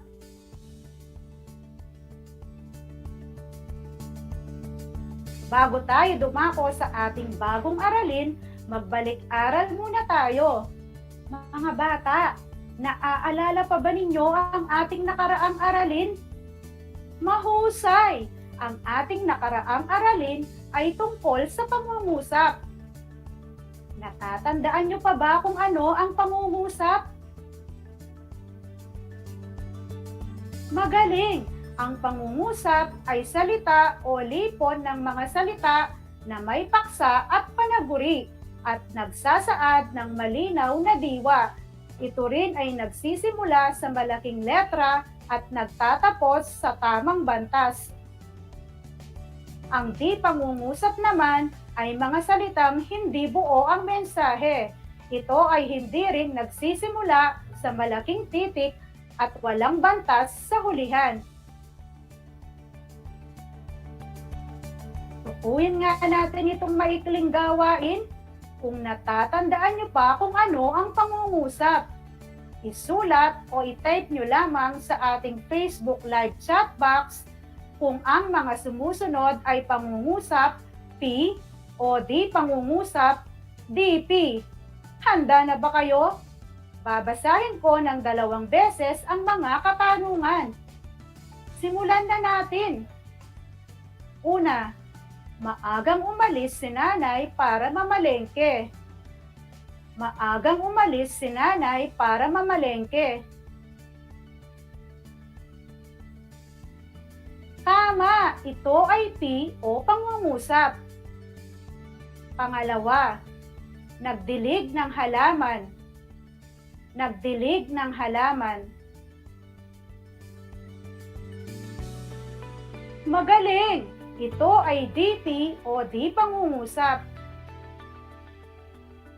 Pangatlo, ang mga Pilipino ay kilala sa pagiging masiyahin sa buhay. Ang mga Pilipino ay kilala sa pagiging masiyahin sa buhay. Tama! Ito ay P o pangungusap.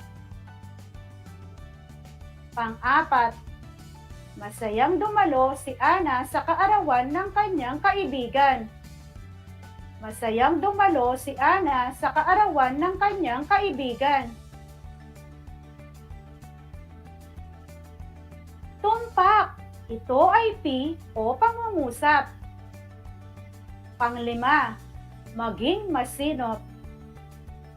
Maging masinop.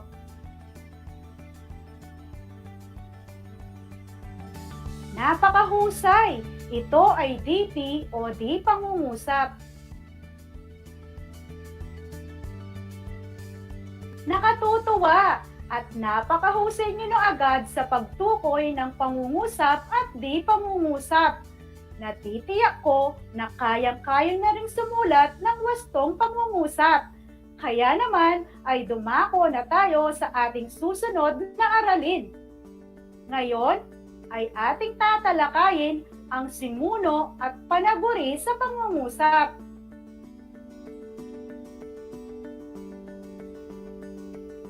Handa na ba kayo? Ang 2 bahagi ng pangungusap ay ang simuno at panaguri. Ang simuno ay ang paksang pinag-uusapan. Nakikita ito sa pamamagitan ng panandak, si, sina, at ang mga. Maaari rin itong panghalip o pangalan. Narito ang mga halimbawa ng pangungusap. Una, si Adan at Eva ay nangako na susunod sa lahat ng utos.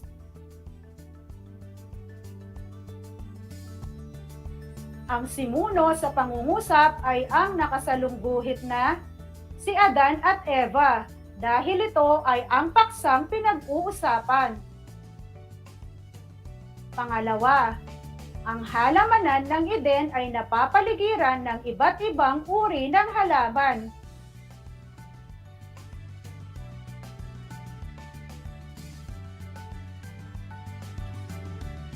Ang simuno sa pangungusap ay ang nakasalungguhit na ang halamanan ng Eden dahil ito ay ang paksang pinag-uusapan. Panghuli, ipinagbabawal na kainin ang bunga ng punong kahoy.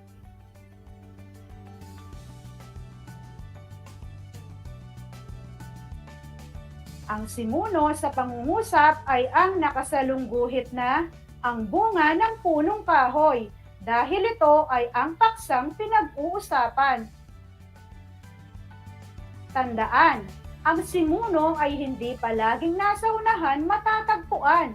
Maaari rin itong matagpuan sa hulihan ng pangungusap.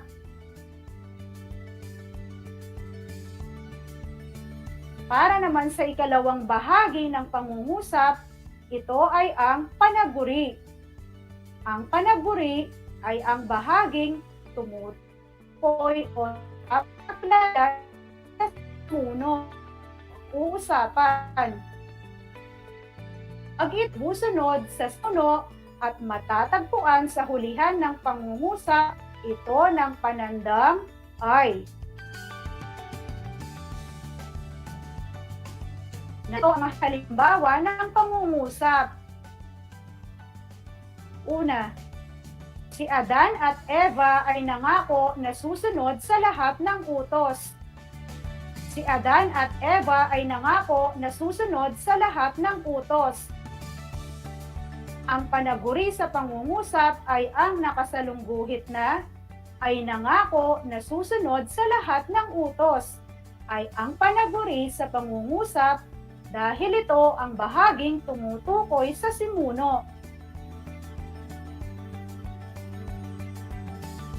Pangalawa, ang halamanan ng Eden ay napapaligiran ng iba't ibang uri ng halaman. Ang halamanan ng Eden ay napapaligiran ng iba't ibang uri ng halaman.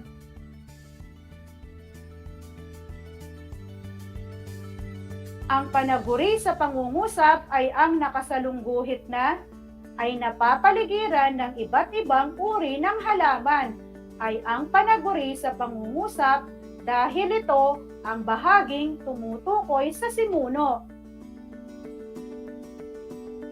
Pangatlo, ipinagbabawal na kainin ang bunga ng punong kahoy. Ipinagbabawal na kainin ang bunga ng punong kahoy. Ang panaguri sa pangungusap ay ang nakasalungguhit na ipinagbabawal na kainin ay ang panaguri sa pangungusap dahil ito ang bahaging tumutukoy sa simuno. Tandaan, ang panaguri ay hindi palaging nasa hulihan matatagpuan. Maaari rin itong matagpuan sa unahan ng pangungusap. Para malaman natin kung naiintindihan ninyo ang ating aralin, subukin natin itong gawain, kung saan isulat ninyo ang nakasalungguhit ay S kung ito ay tumutukoy sa simuno, at P naman kung ito ay tumutukoy sa panaguri. Babasahin ko ng 2 beses ang mga katanungan. Handa na ba kayo? Ayos! Tayo'y magsimula na.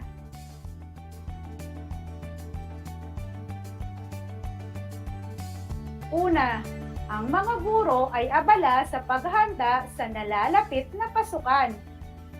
Ang mga guro ay abala sa paghahanda sa nalalapit na pasukan. Ang salitang nakasalungguhit ay ang mga guro. Ito ba ay simuno o panaguri?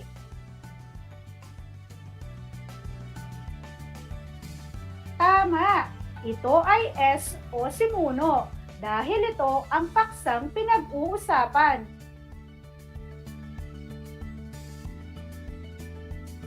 Ikalawa, maging ang mga bata ay dapat masanay sa pagharap sa kalamidad.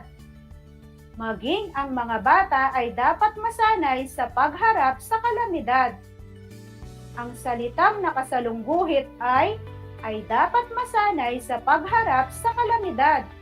Ito ba ay simuno o panaguri? Napakahusay! Ito ay P o panaguri dahil ito ay ang bahaging tumutukoy o nagpapakilala sa simuno. Ikatlo, si Ginang Alma ay naglilinis sa bakuran. Si Ginang Alma ay naglilinis sa bakuran. Ang salitang nakasalungguhit ay naglilinis sa bakuran. Ito ba ay simuno o panaguri?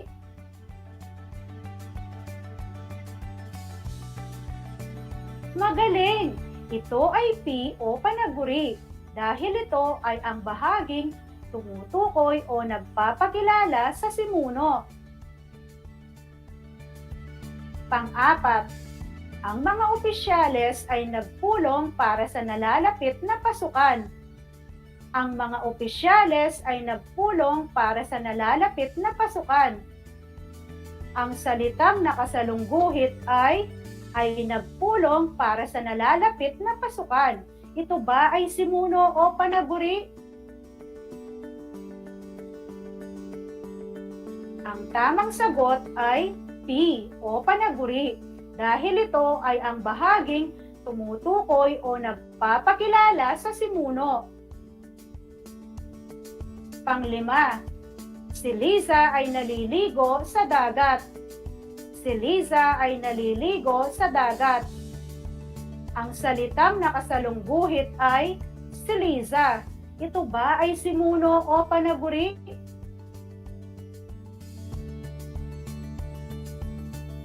Magaling! Ito ay S o simuno dahil ito ang paksang pinag-uusapan. Mahusay! Nakakatuwang kayang-kaya nang isulat ang simuno at panaguri sa pangungusap.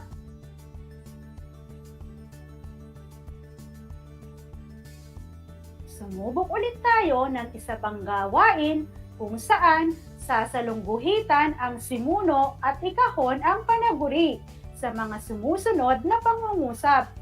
Babasahin ko ng 2 beses ang mga katanungan. Una, ang Goshen ay napakagandang pasyalan. Ang Goshen ay napakagandang pasyalan.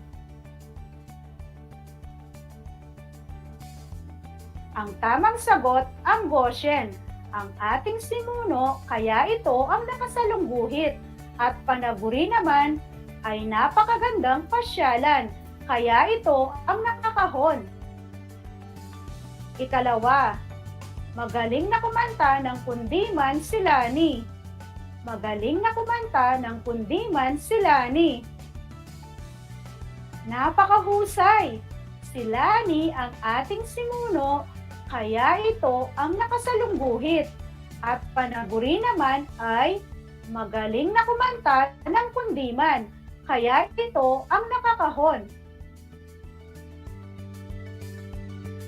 Ikatlo, napasigaw ng malakas si Aling Amelia. Napasigaw ng malakas si Aling Amelia.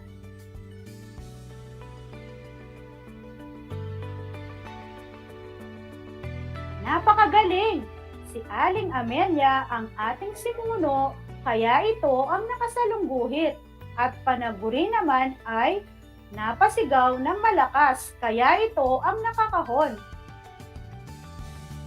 Pang-apat, sina Aina at Drasen ay masayang naglalaro ng badminton sa labas.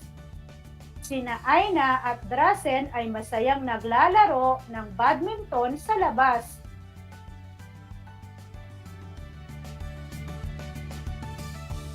Ang tamang sagot ay sina Aina at Drasen. Ang ating simuno, kaya ito ang nakasalungguhit. At panaguri naman ay masayang naglalaro ng badminton sa labas, kaya ito ang nakakahon. Panglima, sila ay matalik na magkaibigan. Sila ay matalik na magkaibigan.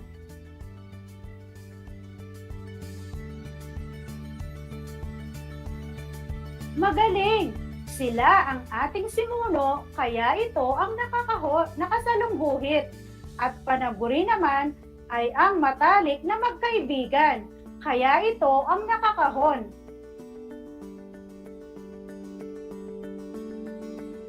Tandaan natin, upang masabi natin ang tamang simuno at panaguri sa isang pangungusap, ay marapat nating tandaan ang simuno ay ang paksang pinag-uusapan at ang panaguri naman ay ang bahaging nagsasabi o nagpapakilala sa simuno o paksang pinag-uusapan. Nauunawaan niyo na ba ang ating aralin ngayong araw? Mahusay!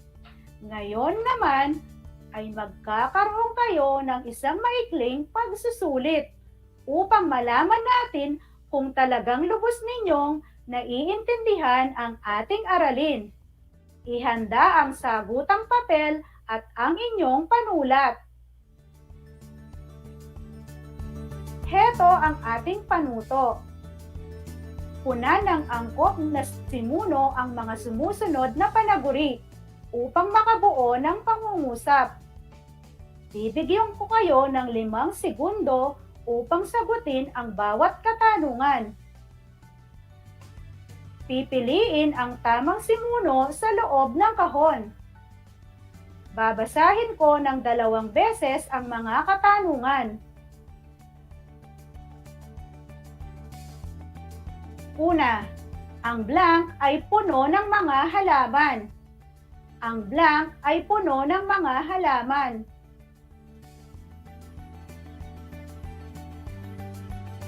Pangalawa, ang aking blank ay abala sa pagtuturo ng aming mga aralin. Ang aking blank ay abala sa pagtuturo ng aming mga aralin.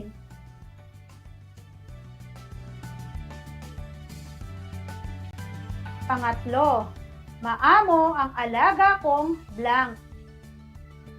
Maamo ang alaga kong blank.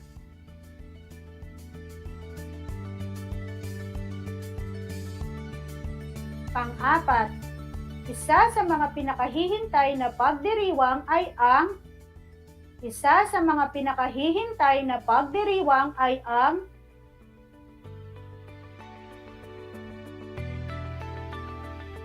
Panglima, ang blank ay lalawigan na matatagpuan sa gitnang Luzon.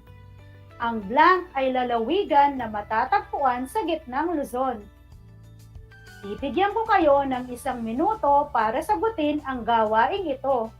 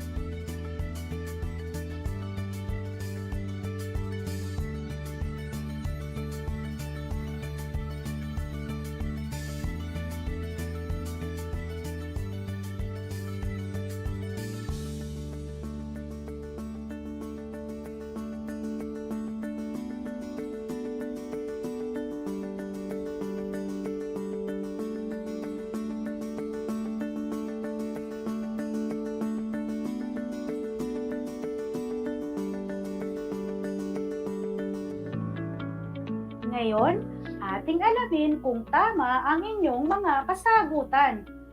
Para sa unang bilang, kung ang sagot ninyo ay paaralan, magaling. Ngayon, Ating buuin ang pangungusap sa pamamagitan ng angkop na simuno. Ang paaralan ay puno ng mga halaman. Pangalawa, ang tamang simuno ay nanay. Ang aking nanay ay abala sa pagtuturo ng aming mga aralin. Pangatlo, ang sagot ay pusa. Maamo ang alaga kong pusa. Maamo ang alaga kong pusa. Pang-apat, ito ay Pasko. Isa sa mga pinakahihintay na pagdiriwang ay ang Pasko. Isa sa mga pinakahihintay na pagdiriwang ay ang Pasko. Panglima, ang tamang simuno ay Tarlak. Ang Tarlac ay lalawigan na matatagpuan sa gitnang Luzon. Ang Tarlac ay lalawigan na matatagpuan sa gitnang Luzon. Tama ba ang inyong mga kasagutan? Magaling! Ito ay nagpapatunay lamang na kayo ay nakinig ng mabuti sa ating aralin.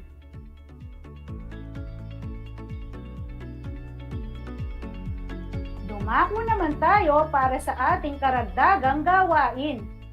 Magbigay ng 5 pangungusap, isulat sa loob ng bawat ulap ang simuno at panaguri na ginamit sa pangungusap. Isulat ito sa sagutang papel.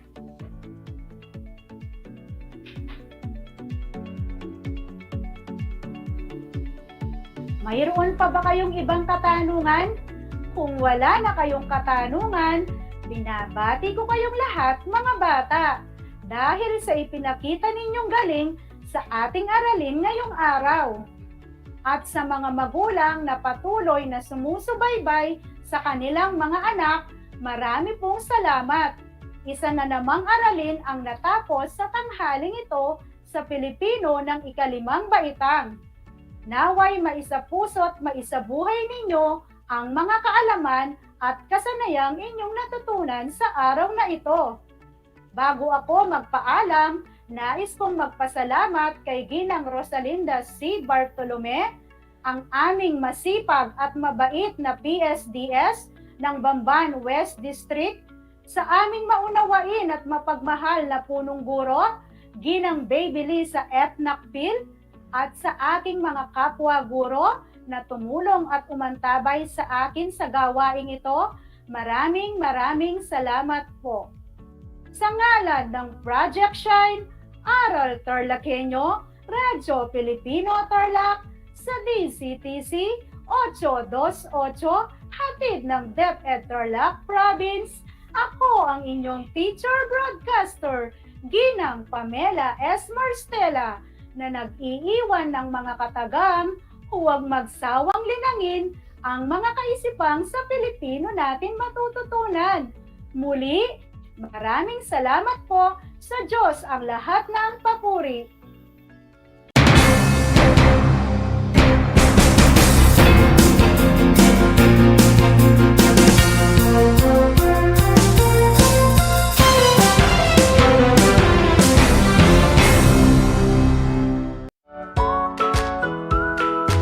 How are you today? Hello, everyone. Hello, learners of Tarlac. Good morning, Math Talino Grade 4 learners. Welcome to Aral TarlakHenyo Here on RTV Tarlac Channel 26. Simulcast over DCTC. Radyo Pilipino Tarlac.